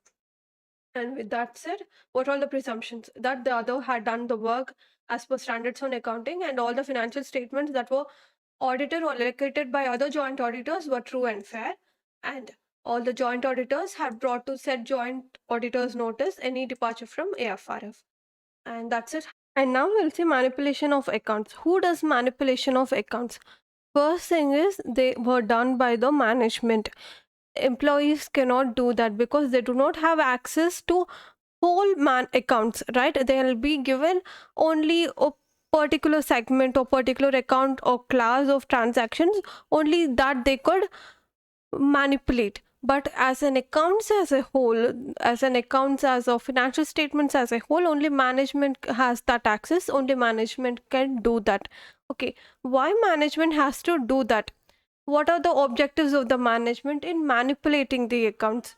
First of all, to avoid the income taxes, that is to reduce the profit. We have seen that in management bias, etc. previously, I think, and half an hour before, that the management lack of neutrality in the management. What does it do? It only corrects only few misstatements that which increases the profit, not decrease the profit. That's the intention of the management. Here also, when they wanted to avoid the incidence of income taxes, here is like to any misstatements or any kind of accounts that would reduce the income tax, that is reduce the profit, would be more seen or more made by the management. Those directions or those kind of changes were made by the management.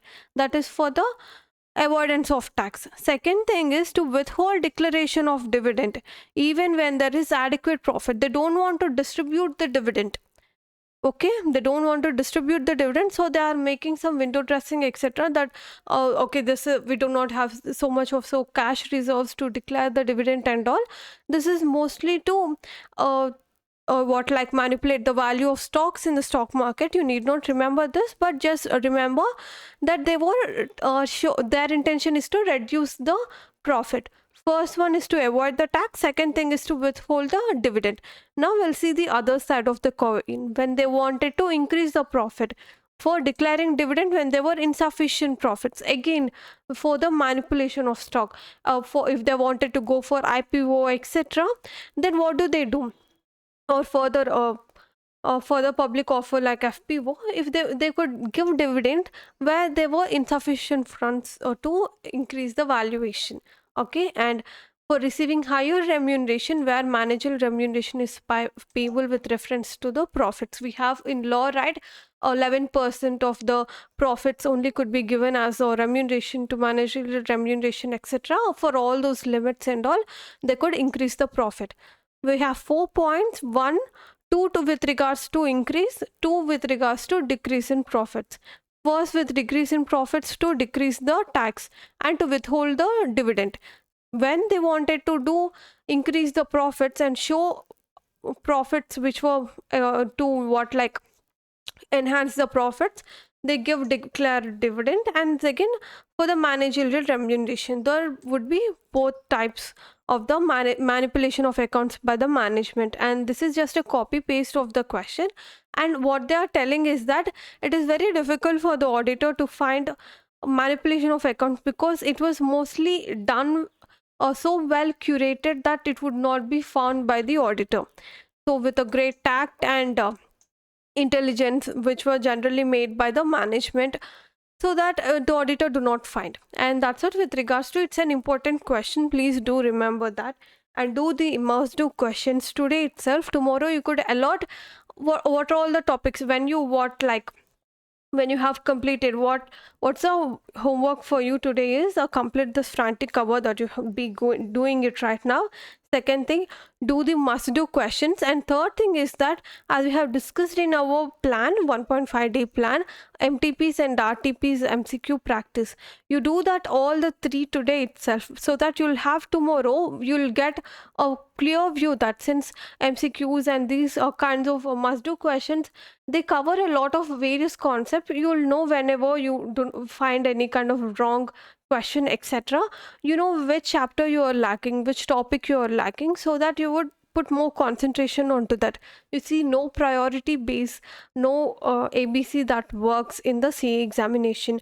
You have to do everything, and you have to uh, not be subjective, okay, but at last you have to get 50 marks, so that you just what you have to give more attention to what all the things you were lagging behind. Okay, and with that said, we'll just move on to our, and now we'll move on to our next topic, division of internal controls into components. This is already we have discussed in this frantic cover itself with regards to that application based to a bank, right? Risk assessment process with regards to bank, etc. These were internal control components. The control environment. You see, the control environment is oversight CEO of by oversight and philosophy and participation of TCWG, right? That is this control environment who make the policies. Second thing is those who check the business risks, right? That is entities risk assessment process. And third thing is control activities who implement those policies that were made by those TCWG. And someone who is doing the controls also have to monitor, right? There were also some monitors of controls, those were the managers, etc. And a reliable information system, that is the information system. So simple as that. Okay, this is what we have discussed in our earlier, right? That is the question is RMS in bank audit. Yeah, that is one. That RMS in bank audit is a case based, that is application for this internal control components, as simple as that. Okay, and now we'll move on to our next topic, that is limitations of internal control. And these were the limitations of internal control. And the first thing is that internal control only provide a reasonable assurance. Why they cannot provide an absolute assurance is that there involves some human element. Whenever there's a human element involved, whenever you cannot do some arrive conclusive evidences, because you can an entity consists of a lot of internal controls, you cannot do monitor each and every second and each and every party. That's why internal controls provide only reasonable assurance. That is an inherent limitation of internal controls. And Second thing is human judgment in decision making. You see, a lot of, if you think of it in kind of TCWG, etc., and managers or team leaders in an entity, what do they do is that if at all if petty theft had happened, what do they do? They do not what like reported to the higher authorities, etc. This is a human judgment because it's within the ambit and it's been very petty cash. And that's one thing, a human judgment. And collusion among people. A lot of managers and employees, or go down warehouse keeper and the one who is maintaining the records, would collude together and could make theft of a few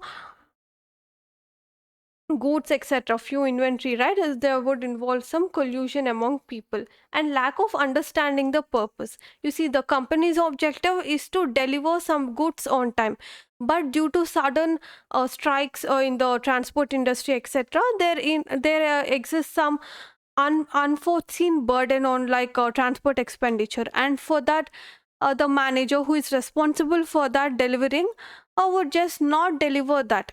That is, there was a collusion because his what like incentives would get lower, etc., because of increase in expenditure, right? There was a purpose difference between the manager who is working and the company's objective to deliver it on time.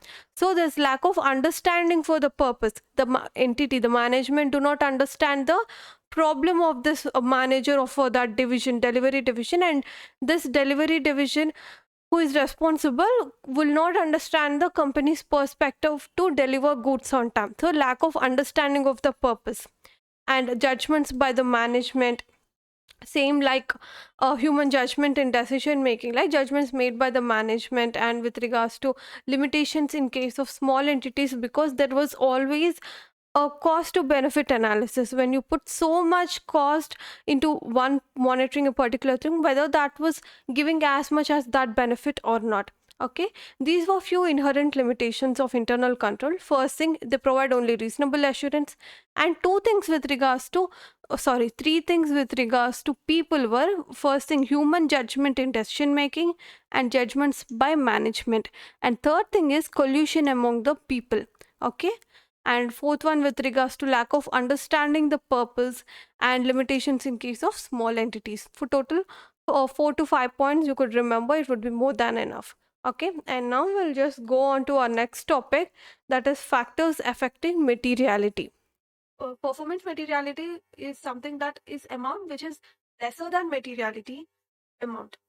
Why he's choosing performance materiality even when there was a materiality amount that was already determined? Because when we apply some materiality concept, few amounts do not come into the ambit of the materiality because of being lower or smaller in number. But all such misstatements which are not material as per the materiality concept, but were put together, were in aggregate, would be exceeding the materiality. So in order to lesser that situations, in order to make that risk lower, auditor performs or determines the performance materiality. It's an amount which is set by auditor less than the materiality for financial statements as a whole, to reduce appropriately the low level of probability that aggregate of uncorrected or undetected misstatement exceed materiality for that financial statements as a whole. You see, materiality can be for financial statement as a whole, or for class of transactions, or a particular class of transaction, or a particular account balance, or a particular disclosure. But performance materiality was for a financial statement as a whole. And with that said, we'll dive into SA 320, what the auditor shall document. What does he do? He shall document. What is he doing? He's preparing the materiality and performance materiality. He has to document that only. Materiality for the financial statement as a whole. Materiality for a particular class of transactions, account balances, or disclosures. You see, materiality has to be for financial statement as a whole and for such particular class of transaction or account balance or disclosures. You can prepare the materiality amount for any of this kind. And performance materiality, financial statement as a whole, and any revision that was done to the materiality. And determining materiality. While determining materiality, what are all the considerations that the auditor has to consider? The elements of the financial statements, all the assets, liabilities, equity, revenue, and expenditure. Materiality is like a percentage on some amount. Like, for For the stock, what's the materiality percentage on COGS, like 1%, 0.5% of the COGS that was sold. And for the debtors, for the bad debts, it could be like a 5% of the debtors. It's like that. Materiality would be determined like that. Whether there are any items on which attention of users, particular entities' financial statements tend to be focused on. You see, like litigations that were happened, even though the litigation amount, the expenses for with regards to the non-compliance or with regards to payment of lawyers, though the amount was uh, comparatively smaller with regards to other elements in the financial statement, they tend to signify, or they tend to drag the attention of the users of the financial statement. So we have to also check the materiality, check all such items by determining the materiality and the nature of the entity. Whether it's a construction company or a real estate company, or it's a service based entity, anything, you have to obtain the nature, you have to also consider the nature of the entity and its economic environment and its operating cycle or life cycle. And entity's ownership structure and way it is financed. Ownership structure is with regards to the associates or subsidiaries or investment companies or related party transactions, all this. And with regards to finance or the equity, the share capital that was invested or the long-term loans that have been taken also have to be taken into consideration. And the relative volatility of the benchmark. Benchmark is, as we have discussed for the bad debts, it's a debtors. Debtors is a such 5% of debtors is a benchmark. Like benchmark is with regards to the industry, usually in that entity that in which it is situated in that industry, there would be a common benchmarks for that, common ratios or percentages. When establishing the overall audit strategy, the auditor shall determine materiality for the financial statement as a whole. You see, this was asked in an MCQ also, though, but don't get mistaken with here and materiality. As materiality here is for the financial statement as a whole, and you also have to determine the materiality for a particular class of transaction. But with regards to while establishing overall audit strategy, that is when overall audit strategy was done at the planning stage of the audit, you don't get more into the financial statement, so that you determine the materiality for whole financial statement as a whole, not for that particular balance or particular account class of transactions. So make a note out of this. While establishing the overall audit strategy, materiality is only for the financial statement as a whole. While you do the audit in more detail, then you form materiality for that particular class of transactions or particular disclosures, etc. If one or more class of account disclosures for which misstatement of lesser amount than materiality for financial statement as a whole, auditor may determine materiality to be applied to those class accounts or disclosures. The auditor shall revise materiality for financial statement as a whole on becoming aware of information during the audit which caused the auditor to determine a different amount initially. That was, they're saying that it is as like overall audit strategy and overall audit program or audit plan, how they were dynamic and they could change with the information that was get by the auditor. Likewise, even the materiality could also be revised. And if auditor concludes lower materiality for financial statement as a whole, the auditor shall determine whether necessary to revise performance materiality and whether nature, timing, or extent of further audit procedures appropriate. Now, he got some information which revised the materiality. Now, lower the materiality. When the materiality was lowered by the auditor, at that time he also have to check whether it's necessary to revise the performance materiality, because performance materiality is always lower to that of materiality. When that gap was not maintained adequate enough as to the previous materiality or the old materiality concept, it doesn't serve for the purpose, the performance materiality. So he has to check whether he has to revise the performance materiality or not. And now we'll move on to audit of sales and opening balances and audit procedure to verify PPE all in one go. And now we'll see how do we audit the sales through walkthrough process. Sale is actually a process, right? How do we have to do that? We have to walk through the process. You see, it's an must do question again. It was asked in our MTP or RTP, which I didn't remember in depth. Okay. It has been suggested that the actual operation of internal control should be tested by the application of procedural tests and examination in depth. Explain with help of example in respect of procedure of sales. They are asking us to do the sale process audit, okay, internal control audit with regards to the sales. Okay, it's suggested that the actual operation of internal control should be tested by application of procedural tests. That is, you have to walk through the process. In order to test anything, the best way to do is walk through of the process. First thing, how do we know a sale has to be done? First thing, for what is the initial point for a pull system to do a sale is that first order will come. Okay, before acceptance of any order, we have to check whether the inventory lies with ourselves or not, in order for executing that sale in time. First thing, that is the main first step of sales, is that whenever you get the order, think of a restaurant business. When you got an order for some item, you have to check whether you have inventory of that item or not, whether that item is ready or not, so that you could deliver that in time. That is step one.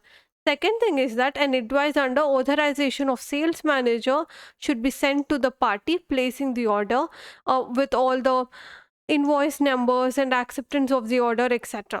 Who should accept the order? Whether the chef could accept the order? No, the sales manager, who is manager of that hotel, will accept that. With regards to that, and for they're talking about the who has to accept. The sales manager has to accept the order, and it has to be prepared in a standardized form, and a copy though also should be forwarded to inventory section, that is the kitchen section that we are talking about right now. Okay, and then it would be prepared within that order time. Okay, and the credit period allowed to the party should be normal credit period. If any special credit period, so that should have a special authorization. Okay, normally the payment would be made in the normal credit terms depending upon the industry. If you are giving a special credit, well, you have to check whether there was any special authorization or not, and the rate, if at all, and the rate at which the order, that is the price of the transaction, that is the amount at which the transaction had taken place, has to be accepted. And other terms like fees, transport, insurance also have to be clearly specified. That is the delivery fees, if at all we think it in a restaurant business.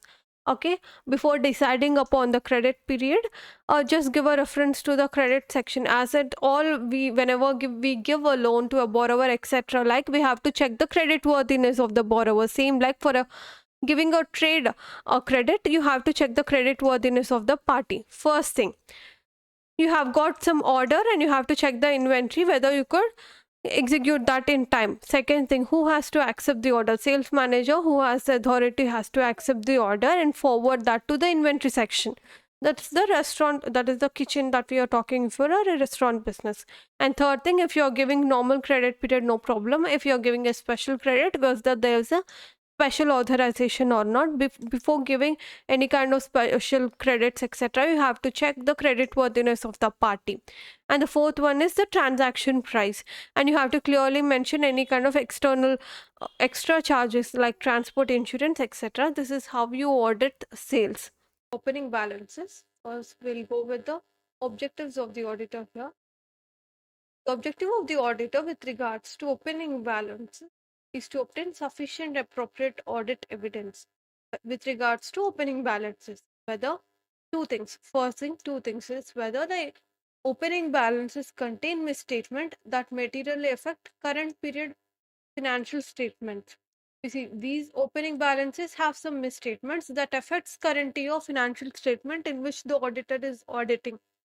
That was one thing, has to check whether obtain sufficient appropriate audit evidence with regards to that. And second thing is whether the appropriate accounting policies reflected in the accounting balances, that is the accounting policies that were reflected in the opening balances, were consistently applied in current financial year also. The two things, whether the balance that they're having were contains any misstatement. Second thing, the accounting policies were consistently applied in the financial current year financial statements or not. These two things you have to write. You have to remember this phrase. You see, all the call outs here have to be remembered. You have to know that. And you see what all the things you remember or not, but anything with regards to a particular essay, you have to remember the essay number with regards to the essay title, plus its objective also, with objectives of the auditor also. It's so simple. You could read it 2 to 3 times, you'll remember by this time. If the auditor concludes the accounting policies, what's the objective of the auditor, that they have to be consistently applied in the current period financial statement also. And he found that those accounting policies were not consistently applied, accounted, or presented or disclosed, shall express a qualified opinion or an adverse opinion as per SC 705. Okay. Initial audit engagement is something that's so simple. Initial audit engagement, that is the auditor and then entity. In both their combo, the audit is for the first time. That is, the auditor might have done of audits of different entities, and the entity had various auditors that have done the entity, but the combo is for the first time. That is what we call the initial audit engagement, or the entity is having audit for the first time. It's been the prior period were not audited at all. The prior periods were not audited at all. That's what with regards to the initial audit engagement. And opening balances definition was these were closing balances of the prior period. And with that, we'll move on to the SF510. What the auditor shall do. Auditor shall determine whether prior period closing balances, that is the opening balances, have been correctly brought forward to the current period, or any adjustments have been disclosed as a prior period items. That is, they have been properly carried forward or not. You see, when it was regarded as opening balances after brought forward, after carrying forward, then until then it would be closing balance of the current period. That's why they have used this phrase here. Don't get confused with regards to that. Determine whether the opening balances reflect the application of appropriate accounting policies, and determine whether accounting policies were not there or not. That's in the objectives of the auditor also. So we could write all the two things here. Just repeating the objectives of the auditor and performing one or more of the following. What he has to do? He has to find whether the prior year financial statements were audited. He has to check the copies of those audited financial statement and evaluate whether audit procedures performed in the current period provide evidence that are relevant to the opening balances, or performing specific audit procedures to obtain audit evidence with regards to opening balances. You see, you have to write the objectives first, and then second thing, if the prior periods were audited, you have to check those financial statements. Second thing is that you have to perform audit procedures and specific audit procedures. That's it. And this is how you verify PPE at a client's entity, whether they were valued properly as per GAAP or not. GAAP is generally accepted accounting principles. First thing, what we have to verify? We have to verify the depreciation. You see, what the assertion we are trying to do is, assertion is checking the valuation, the value of PPE. So what all the things that affect the value of PPE? Net realizable value and the depreciation, right? And impairment of assets, etc. So we also have to do the same thing. We have to verify the same thing. Verify whether the depreciation charged is at right or wrong. That is, the mode of depreciation and the rate of depreciation was right or wrong. Okay, we have to verify the entity has depreciation on all items of PPE. You see, charging depreciation is mandatory, not discretionary in nature. For land, there is no depreciation, so they need not do that. And that's what they have been talking about. And second thing is that assess the depreciation method. Whether for the, you see, depreciation method should be in line with the future economic benefits of the asset. Okay, so that is the reason how you have to select the depreciation method, whether it's a written down value method or a straight line method or units of production method. It depends upon the future economic benefits of the entity. So the depreciation method actually depends upon the FEBs of the a particular asset, whether that depreciation method had been chosen correctly or not. And the third thing is about the impairment of assets, whether you have done the impairment test or not. Usually, impairment of assets were done when the net realizable value of the asset was lesser than the book value of the asset. That is, in books we have a far more higher amount than the actual realizable value of the asset. Okay, so whenever that net realizable value is lower, what you have to do is that you have to charge impairment loss etc to the P&L account and reduce the PPE amount in the balance sheet. So whether you have to check the impairment of assets or not. First thing, whether depreciation was charged to all PPEs and charged at a right rate, and the method of depreciation was right or wrong, and impairment of assets. This is how you have to check the verify the PPE in an entity. And now we'll see the purpose of audit documentation and audit plan. Has to have some benefits, right? Okay, why auditor has to put so much of effort, put effort to prepare audit documentation? What's the advantages of audit documentation? To plan and perform the audit, to direct and supervise the audit work, to be accountable for its work. You see, we'll boil down these 3 points into a single scenario. You see, when you say think you are an auditor or you are a senior, who gives oral instructions to your team members or your article assistants. Does this? It would be like a Chinese whisper that we have discussed in our OP, right? That we have our orientation program in our IPCC or CA Inter, right? Where a large paragraph boiled down into a four-word sentence. It shouldn't be like that. All the instructions have to be followed. When you give 10 instructions, it is not that the article assistant remember 4 to 5 and perform that. It's not that simple. So, in order to plan and perform the audit, who has to perform? The engagement team to perform. Who plans that? The engagement partner plans that. To direct and supervise the audit work. In order to direct or supervise, what you need to have? You need to have ready documents for you to supervise them with that. So you need to have a written documentation form, that's audit documentation. To be accountable for its work. You see, all the audit documentation also involves audit procedures that were performed. It also includes the matters who have performed the audit, which makes the audit team accountable.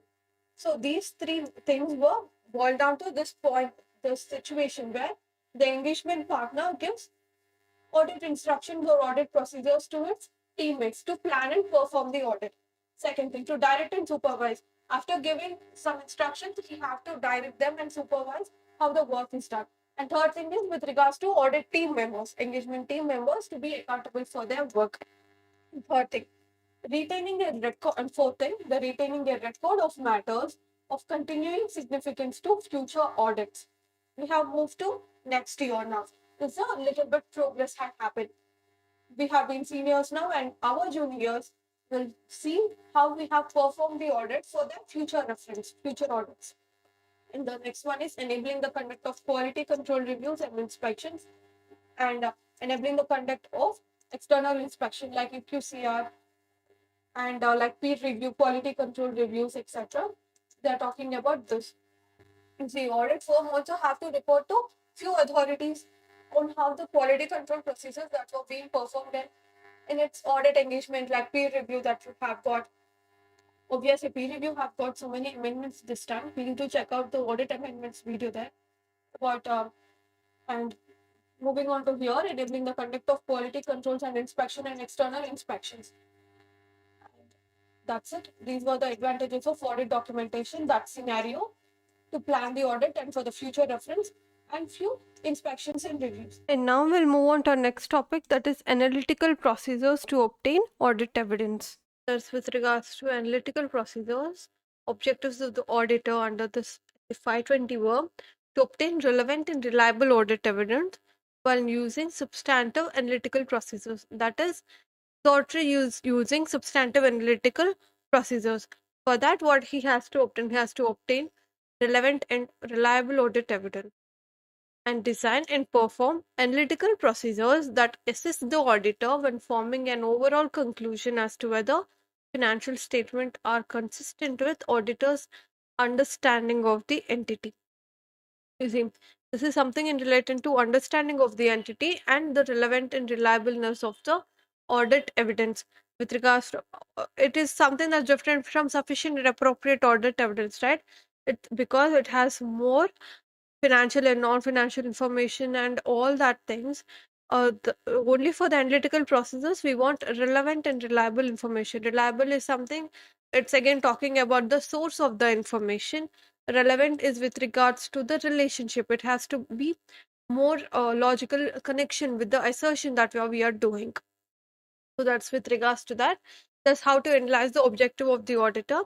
And so it would be very easy to write any kind of vague or random questions that were being asked by the analytical procedures and in the examination. And analytical procedures means evaluation of financial information through analysis of plausible relationships, that is forming a ratios and all among both financial and non-financial data that we have been talking a lot since then. Substantive analytical procedures applicable to a large volume of transactions.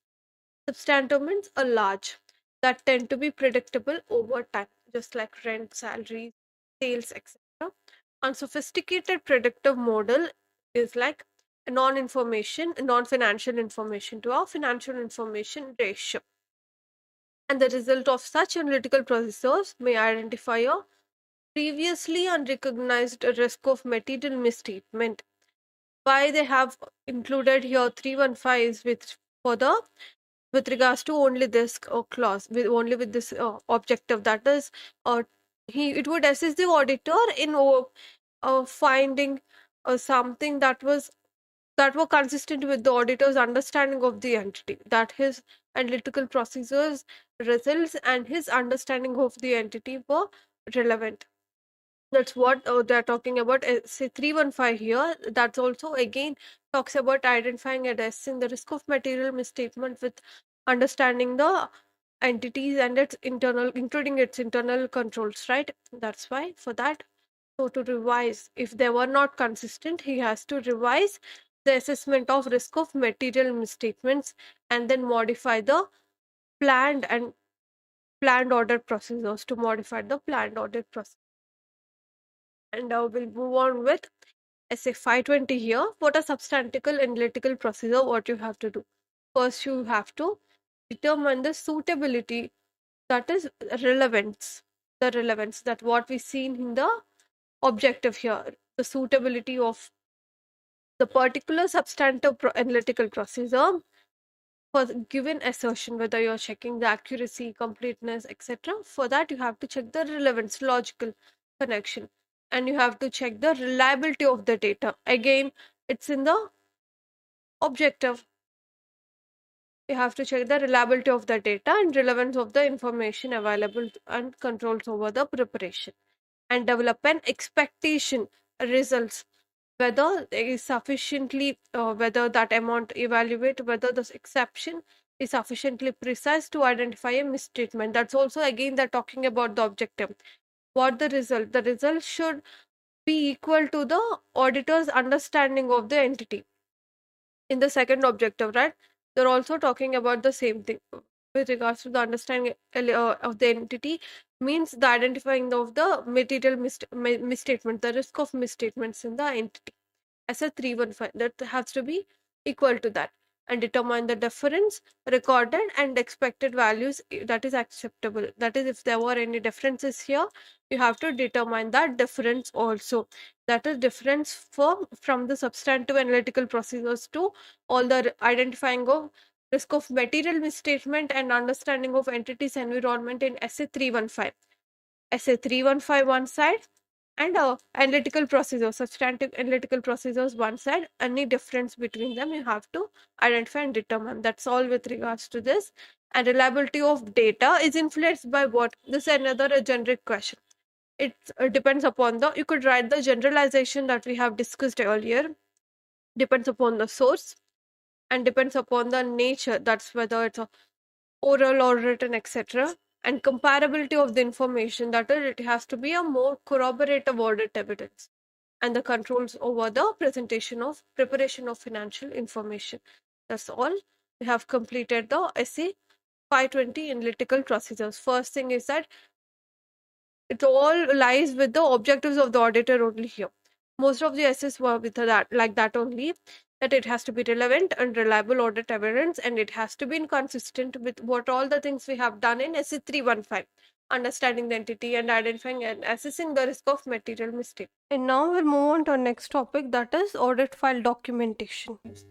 And timely preparation of audit documentation. How the audit documentation be documented? It have to be documented in a timely manner. Timely manner is as soon as possible or immediately.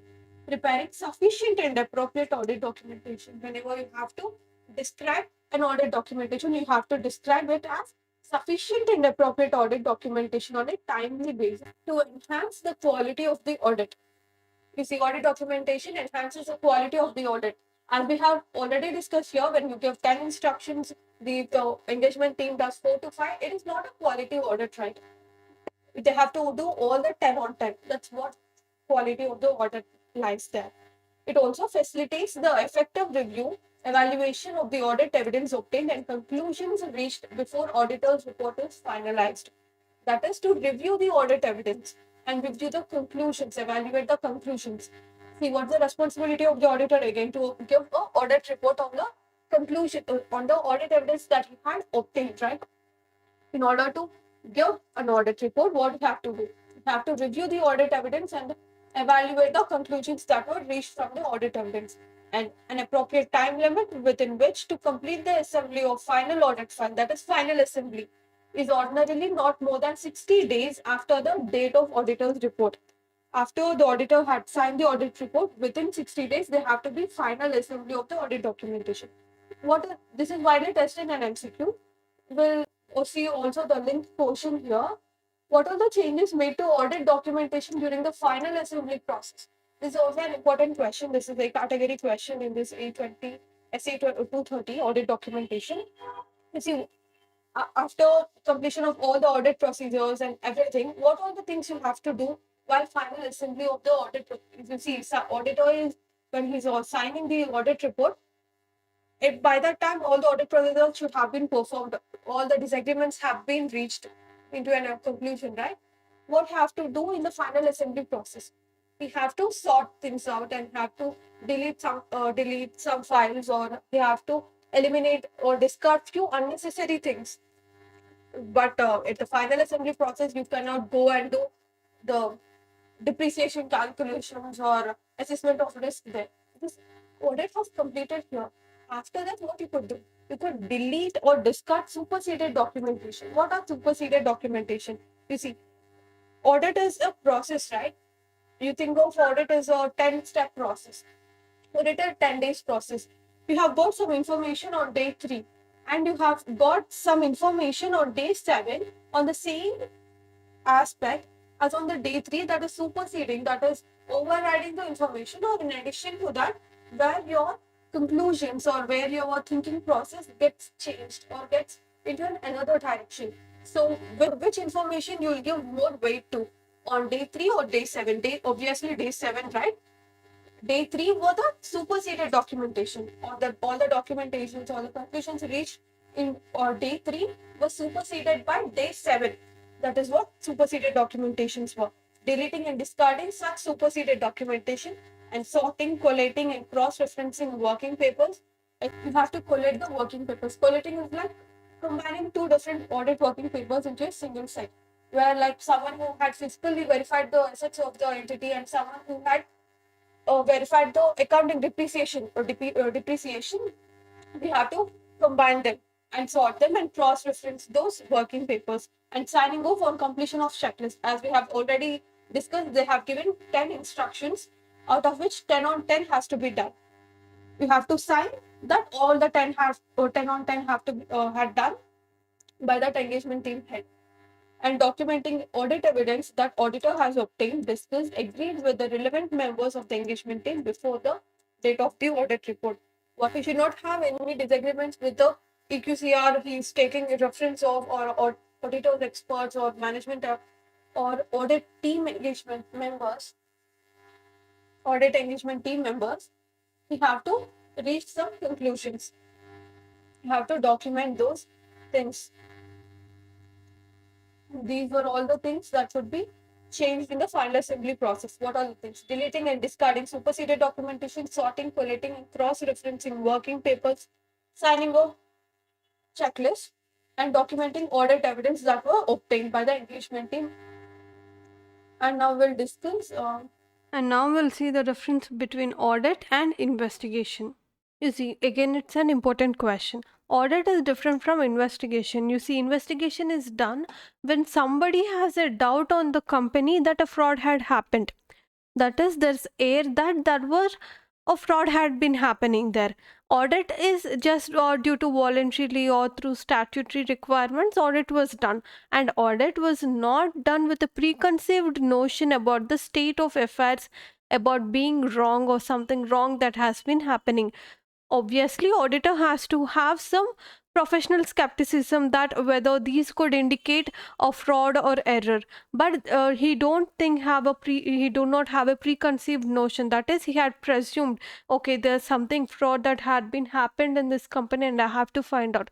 No, that's not with case of the audit. In case of investigation, when there is a high chance that a fraud had happened and they have found that a fraud had been happening by the management or somebody other employees, anybody could employ an investigator to investigate into the affairs of the company. Okay, this is how the audit and investigation has to be done. Audit is distinct from investigation, and you have to, okay, and it is a critical examination. Investigation is a critical examination of accounts with a special purpose. That special purpose is, okay, the management had thought that sales were had some fraud, etc., and investigation is only concerned with that sales, okay, what and all the it revolves around the parties who are dealing with sales, etc. There's a special purpose for that. Okay, and with regards to objective, it actually sees what's the objective of the auditor is also to find whether to form an opinion on financial statements that were free from material misstatements, whether due to fraud or error, and form an opinion on that. These were two definitions of the audit and investigation. And now audit, as we have already said, audit will never start with a preconceived notion that something had gone wrong, etc. Moreover, audit gives a reasonable assurance because there were few inherent limitations in the audit, and that question is also there in this PDF, and you could refer that in our Telegram channel. We have this PDF. And what that investigation is, investigation would give conclusive evidence because the scope of investigation is very large. It could go for as long as prior years and as long as to this what all the matters that could happen in an investigation. So there's no limitation on scope for the investigation like an audit. So these were the differences between the audit and investigation. And now we'll just move on to SA 220, audit quality importance. Quality control of an audit or financial statement. You see, first we'll discuss about what's the difference between SQC1 and SA 220.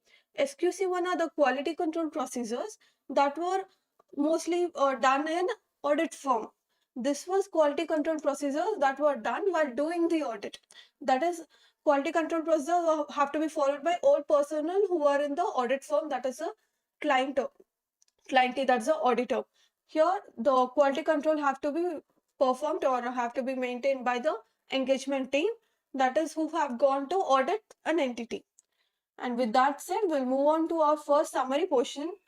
And this summary portion is not so important, but you have to check this one day before the examination to get together all the fundamentals together in place to write your answers better. The objective of auditor is to implement quality control procedures at engagement level that provide auditor with reasonable assurance that he complies with professional standards, regulatory and legal requirements. And audit report issued is appropriate in circumstances. Okay, they are saying that the objective of the auditor under this standard is that he have to implement some quality control procedures at the engagement level, that is while performing an engagement, that is audit, to obtain reasonable assurance that what he has two duties. What is first thing? He has to comply with all the professional, ethical and regulatory requirements. What are professional standards? That is the standards on accounting, regulatory as per law, legal requirements. That is what independence, integrity, objectivity, professional competence and due care, etc. And why he had taken an engagement, is doing audit is to provide an audit report. They're talking about that. Again, the responsibility of the auditor is to provide auditor's report which is appropriate. And second thing is, these are a few definitions that were given. We'll just go through it once. Engagement quality control review, a process designed to provide an objective evaluation before the report is issued. So, talking about the objective evaluation here. You see, objectivity is a professional principle, fundamental principle of professional ethics, right? Objectivity. So, they are asking us to recheck our objectivity through an engagement quality control reviewer before the audit report was issued. And who can be appointed as a engagement quality control reviewer? Any qualified external person or a partner other than the person in the firm. Monitoring. Monitoring is a process comprising on ongoing consideration and evaluation of firm systems of quality control, including periodic inspection of selected completed engagements, mostly like a peer review, designed to enable the firm to obtain a reasonable assurance that the system of quality control is operating. Mostly whenever we see monitoring, what we think of? We think that the engagement partner has to monitor the engagement team, or the entity or the management has to monitor the operations in the entity, right? But as per SA 220, what's monitoring they're talking about? It's a quality control procedure that the engagement team has to perform, that the auditor has to perform. With that said, we'll move on to our topic here, independence. With regards to independence, what all the things you have to write? Obtain relevant information to identify and evaluate circumstances and relationships that create threat to independence. You see, if you have got a client and whose son is also an article assistant in your firm, you cannot appoint that son in that engagement team, right? You have to deploy him into another engagement. You see, you have to obtain information with regards to such relationships and evaluate such information on identify breaches. That is, if the information has not got right, or any person in your engagement team was connected directly or indirectly with your client or the company there, you have to take appropriate action. This is what the golden rule is. Whenever you find any kind of irregularities, what you have to take? You have to take some remedial actions. There's appropriate actions here. First, you have to obtain relevant information of threats to independence, then evaluate the breaches. That is non-compliance of non-compliance of information. Then with non-compliance, you have to what to take? You have to obtain proper action. That's it with regards to independence. This is mostly talking about the engagement team independence to the client. And while talking about the engagement quality control review, for audits of financial statements of listed entities, if the firm had determined that an engagement quality control review is required, that is, this option is available when we audit the financial statements of listed entities. Then what for unlisted entities? There comes peer review, right? Peer review done obviously for all the phases, right? There was an amendment also. Do check out the amendment video. And the engagement partner shall for CA final. Yeah. And the peer review is the chapter only for CA final. CA final students can go and watch that audit amendments audit amendments video. And for the financial statements of listed entities, if the engagement partner think quality control review is required, engagement quality control required, then what he shall do? He should appoint the quality control reviewer. And what he has to do? He has to discuss significant matters and not date the audit report until the completion of engagement quality control review. You see, this point is widely tested in at least once in every examination.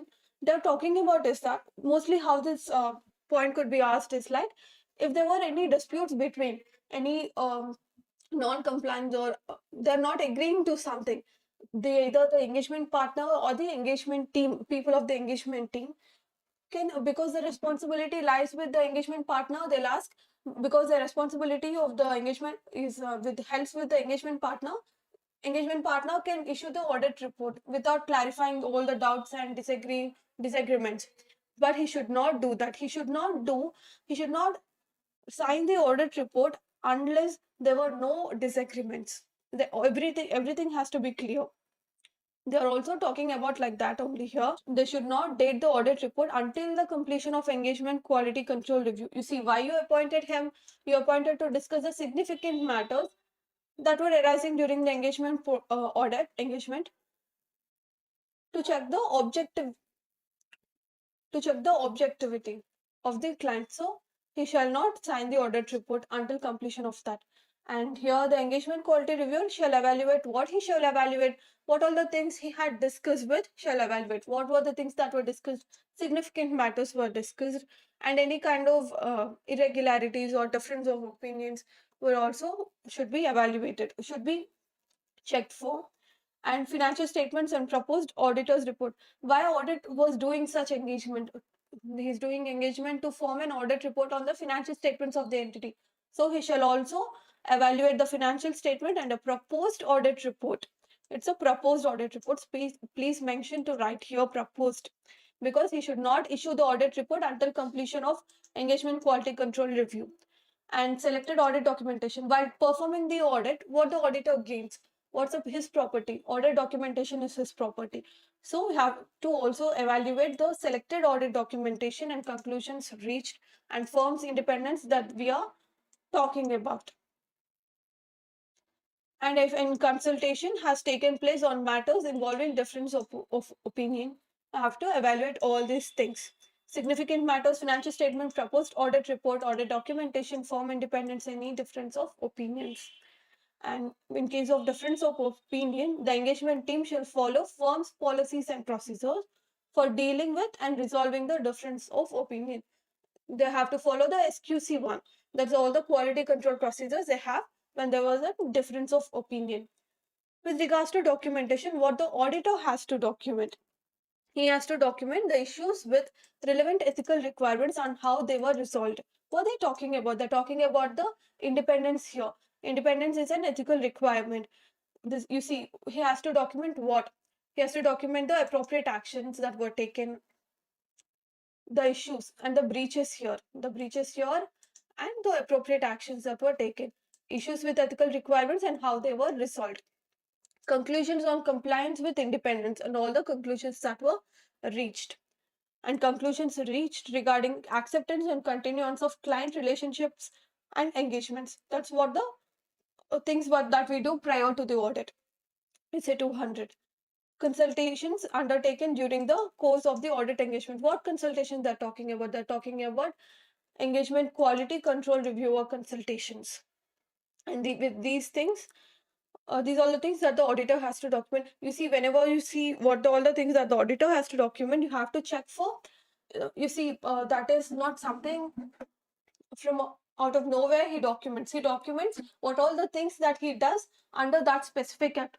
In this essay, what he's doing. He's checking for independence. That's what we are all documenting. And he's taking consultation of the engagement quality control reviewer. That's what we are documenting. And what are the documentation that have to be done by EQCR? The procedures required by the firm's policies on engagement quality control review have been performed. What he had come for? He had come to check the firm's quality procedures while performing the engagement. What he has to document? He has to document what he's checking, the procedures of the engagement quality firm's policies, and has to review. Review has to be been completed on or before the date of audit report. That again repeating the same thing here. The audit report has to not issue until completion of engagement quality review. And they are saying here the engagement quality control review has to be completed before the sign of audit report. Both were the same. The reviewer is not aware of any unresolved matters that would cause the reviewer to believe that significant judgments the engagement team made and conclusions they reached were not appropriate. He's giving a declaration that all the things he was discussed. You see, audit engagement partner, that is engagement partner, do not discuss all matters. He discussed only significant matters. Now the EQCR is declaring that he was discussed only few points, not all points. He's not unaware. He's not aware of unresolved matters. He's giving a declaration there. And these are the things that he has to document. All the procedures that he had come to check for, and all the and this is something the EQCR has to be completed before signing of audit report, and he is giving a declaration that he is unaware of unresolved matters. And the fundamental principles of professional ethics is all our favorite question. It's talking about only the 5 points: integrity, objectivity, professional competence, and due care, confidentiality, professional behavior. If you read it 2-3 times, you will get that. And now we'll move on to our next topic, that is independence of the auditor. You see, independence of mind and independence of appearance were linked perspectives of independence of auditor. They were two terms. What does independence of mind means? Okay, can we see mind? No, right? Even the same way. You see, auditor in his mind has to think he's independent. He has to act independently, and for his, like, we know that, right? For his self, for his soul, he has to promise on his heart and has say that he was independent. He has to know about his intent that he was independent. And independence in appearance is that how others see him. You see, he does some act that would show his independence nature. His act should show that. You see, mind is something which he is thinking, how he has been and how okay. There were few kind of guarantees that were given by the there were few relationships between the auditors and the company's management and all, so that cannot be seen by some third party, right? That intention, etc., few threats and all. But they would cast a doubt on independence of mind, because auditor, to him himself, to his soul, to his heart, knows he is not independent. That is a flaw there. Then also the auditor is not independent. He has to be independent of mind and independent in appearance. His act should justify others that he is independent, and he himself in his mind also act independently. There should not be any kind of threats, for familiarity threats or self-review, not self-review threats, with self-interest threats, etc. Okay, now we'll see how to write the answer for this. This is happening inside, and this is how what others see auditor. Okay, it's as simple as that. Independence implies the judgment of a person is not subordinate to the wishes and directions of other person. That is, auditor should not act how the management is or doing, how the management wants the auditor to do. He has to act independently. The auditor has to not act like what the some third parties or some politicians were wanting him to act, or wanting him to give report the same way they want it. Auditor has to give his independent report. There were two things, that is independent of mind and independence in appearance. We'll see the definitions of that.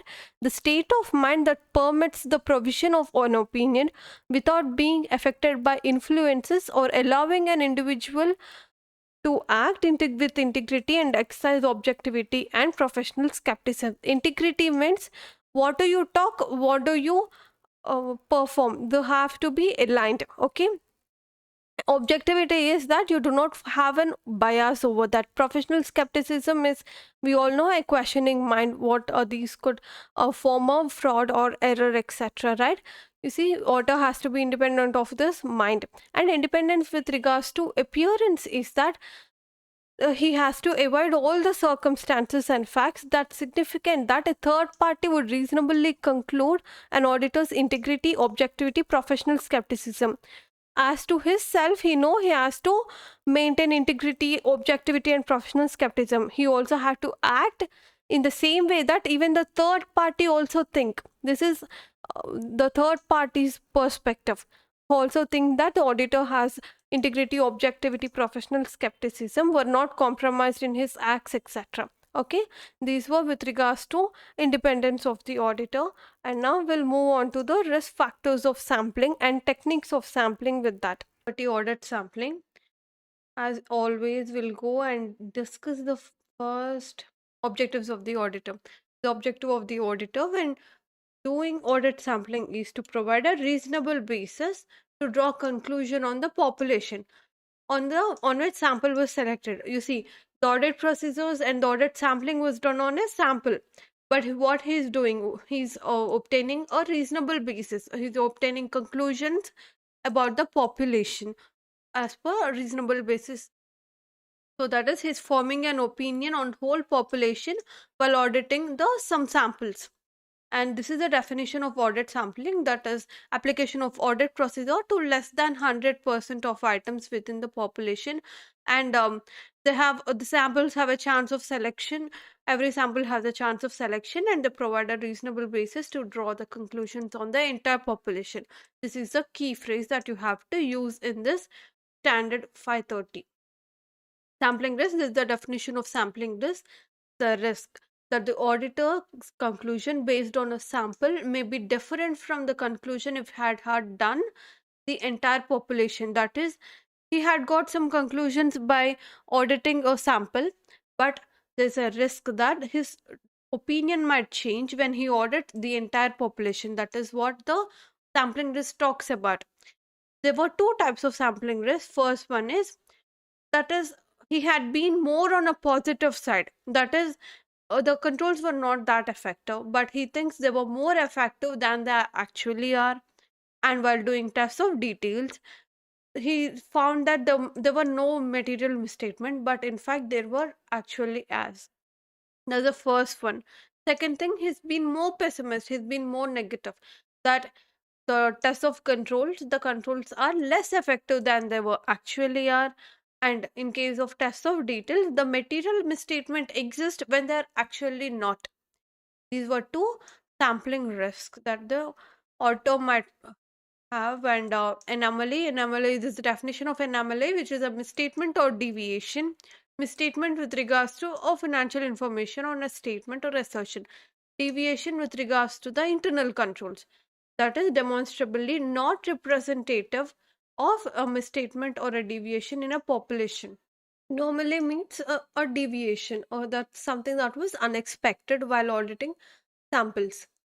That's not need not be a misstatement or a deviation in the population.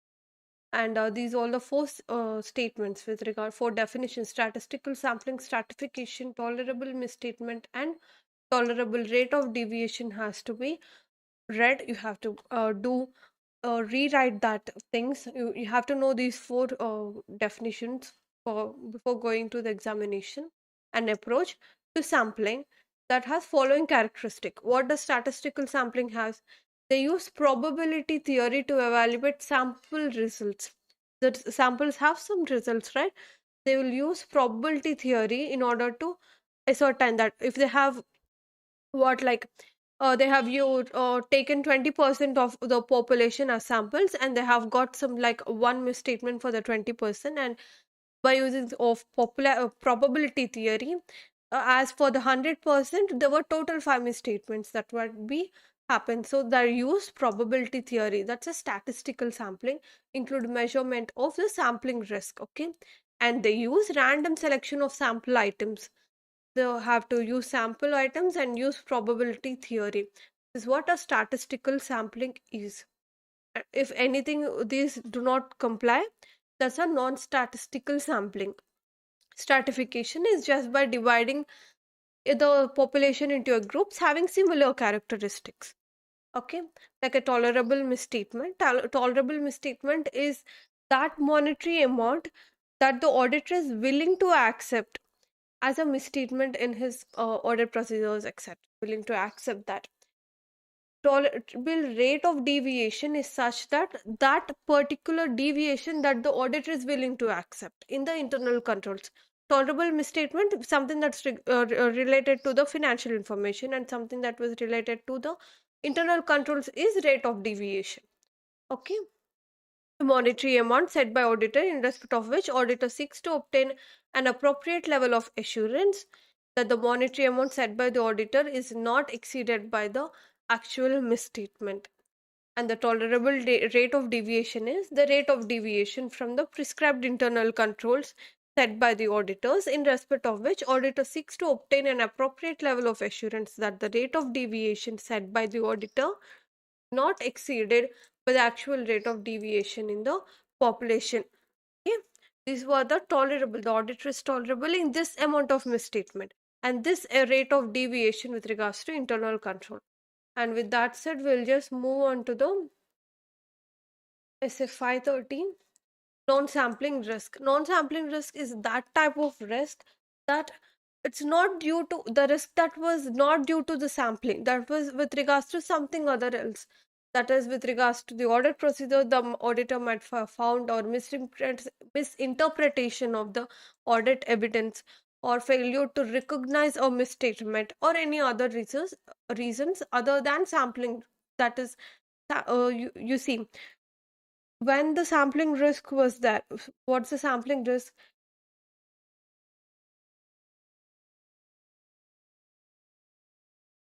Sampling risk is that auditor's conclusion would be different if he had done the population entirely. Okay, that is not through the not because of the sampling units. The risk is not due to the sampling units. It is because of the audit procedures or interpretation of the things, etc. And misinterpretation of the audit evidence, and failure to recognize some misstatement or deviation, and the auditor reaches a erroneous conclusion for any reason that was not a sampling risk. Auditor shall evaluate the results of the sample, and whether the use of audit sampling has been provided a reasonable basis for the conclusions about the population that has been tested. These were all objectives of the auditor. What are reasonable conclusions were not reached with audit sampling? If the auditor concludes that audit sampling has not provided reasonable basis for conclusion about the population, you see what we are saying, auditor will apply audit procedures on few samples, selected samples, and obtain a conclusion on the population. Now he is not getting reasonable conclusions with regards to population. Then what auditor could do?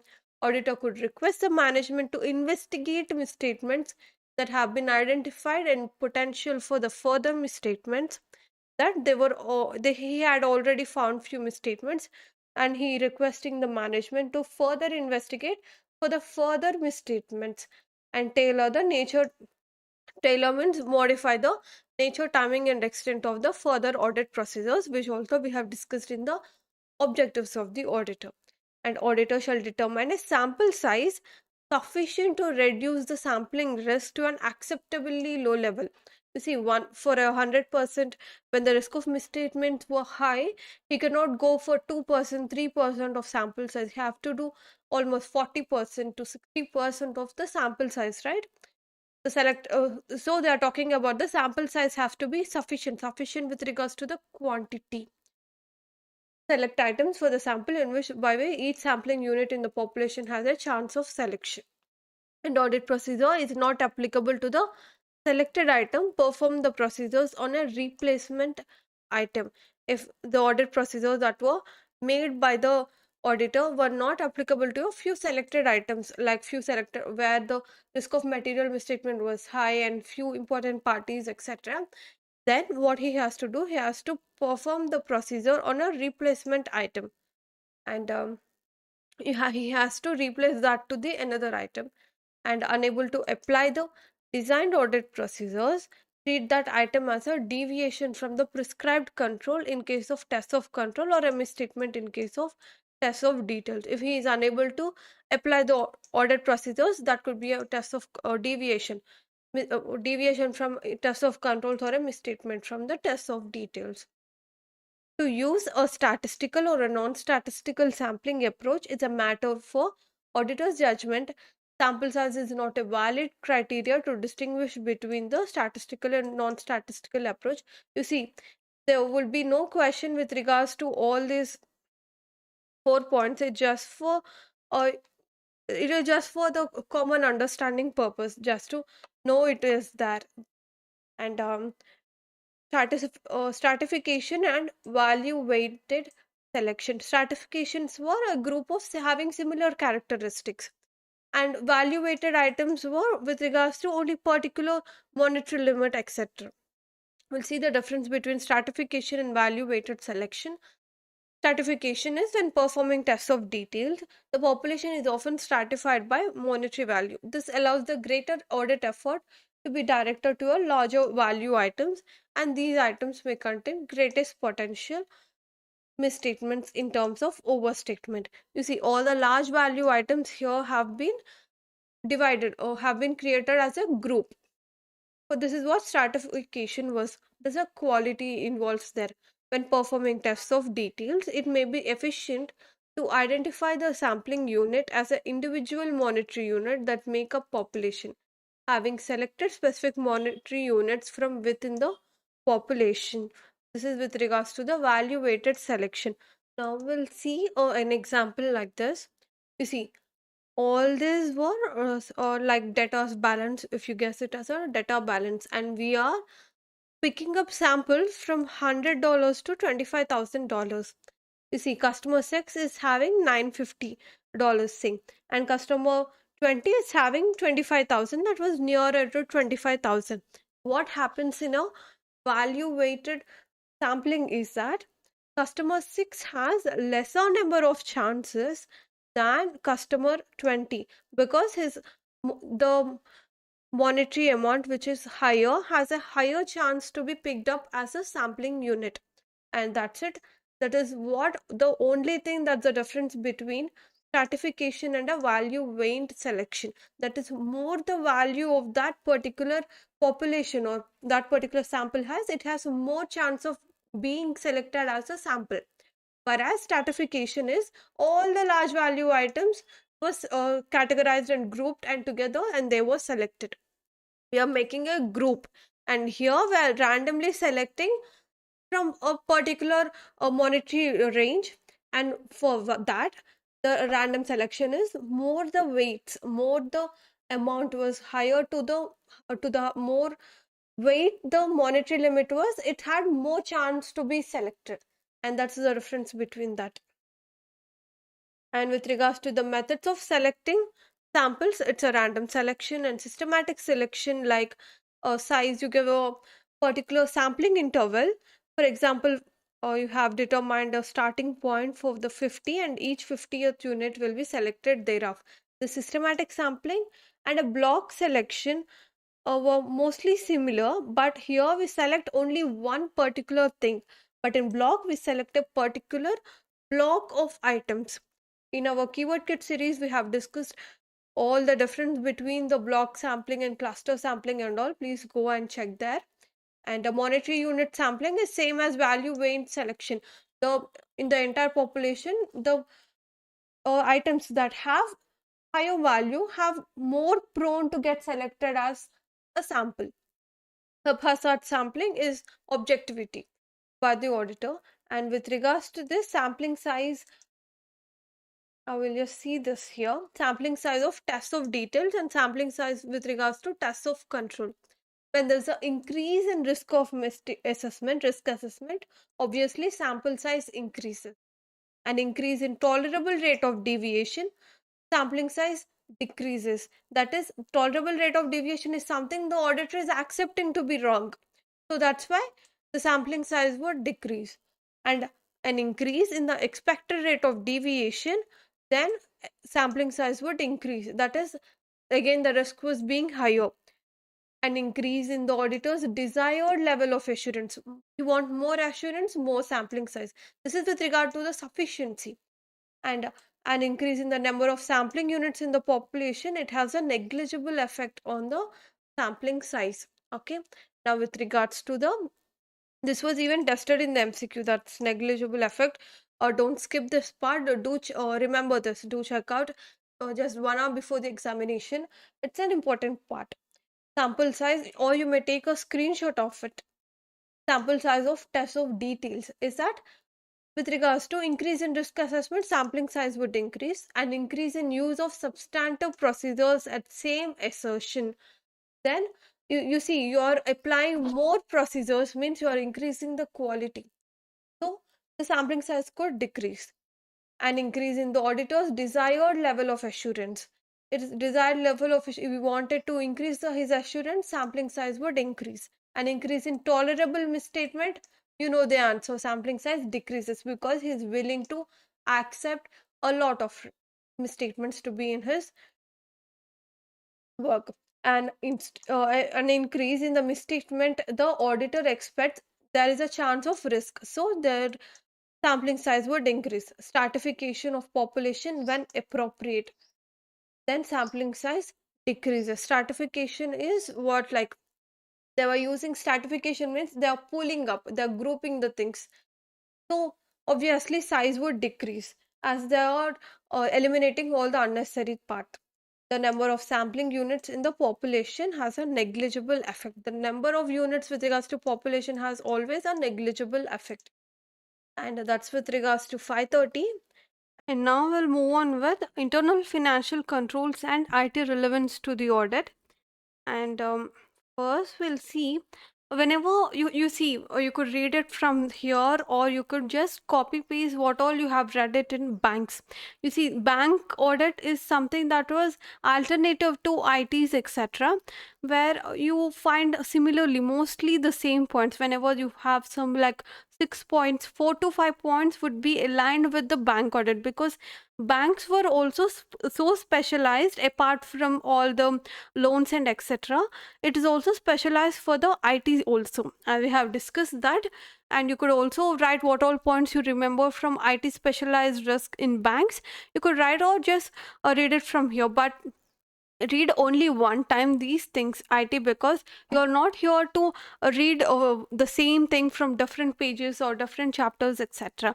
You have to read one thing, and you have to know what all the points you have to add and what all the points you have to delete, so that it would be very you could reduce your portion, and you could just concise your portion, so that you could easily write your marks. You don't you with your like keeping less stress on your mind.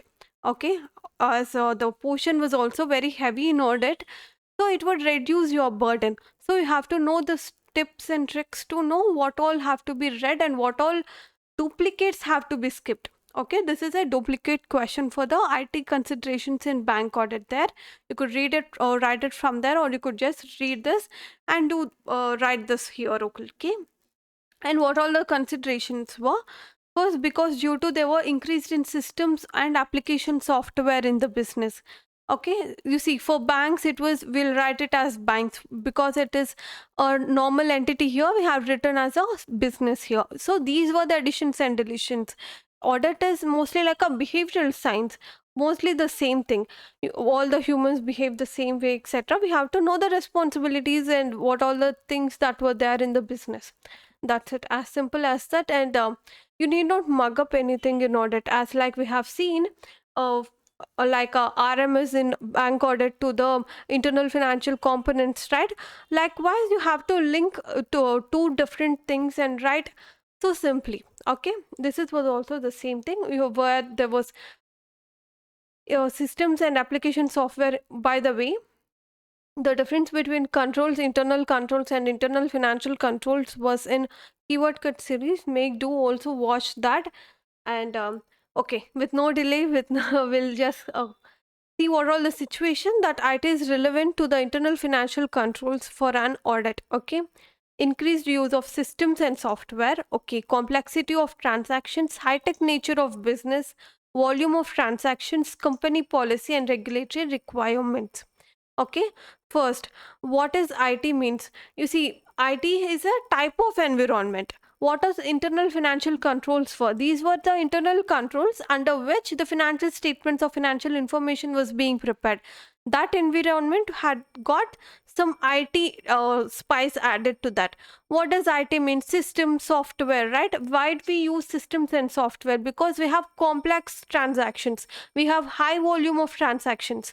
This is quality. The quality is complex. The quantity is huge. The quantity is high. And depending upon the company policy, etc., and regulatory requirements also, and due to high-tech nature of business, like e-commerce, etc., the business model was very technical in nature. These were the things that internal financial controls and IT relevance to that.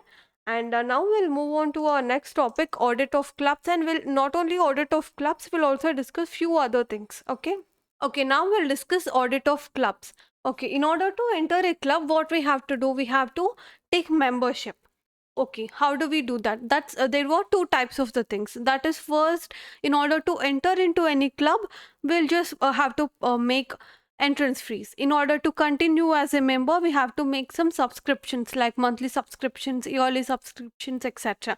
So we have to check the entrance fee of the members. And second thing, were there any subscriptions, if at all there, whether there were any arrears in the subscriptions, that were the members who are there who have not renewed their subscriptions, have not made their subscriptions, or as on when they were due for the next month, they have not paid that.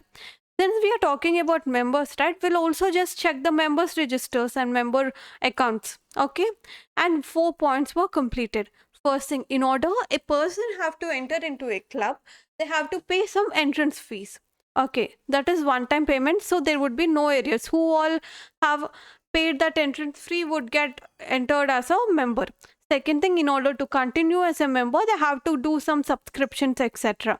Since it's a continuity, right, since it's a recurring revenue, were there any areas with that? We have to check that. Since all these were paid by the members, we have to check the members accounts. As simple as that. Okay, now the members have joined the club. What they will do, they will do some activities, etc. Think of like a kitty party club or any kind of a medical club or a walking club, etc. Like a health club, think of it's a health club. They were selling some health supplements like protein shakes, etc. Okay, how, who decides the price of those protein shakes, etc.? Okay, the pricing of that have to be checked, and who are purchasing that, or whether the member was purchasing that, etc. And you have to watch the purchases, and you cannot sell the same thing, right?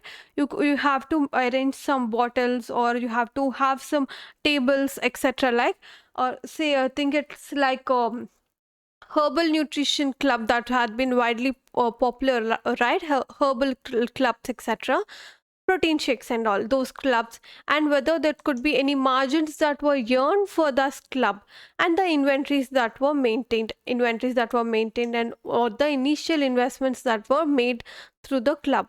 Okay, first thing, in order to someone to enter into a club, entrance free, subscriptions, areas of subscriptions, and member accounts. Okay, after they have entered, they will think of it's a health club, herbal nutrition club, etc. They were selling, they have formed a club to maintain their health and drink protein shakes, etc. Okay, for that, the pricing of that protein shake, etc., has to be made by who is that making that. In order to maintain that club, they need to have some furniture, they need to have to take rent or some space, etc., right?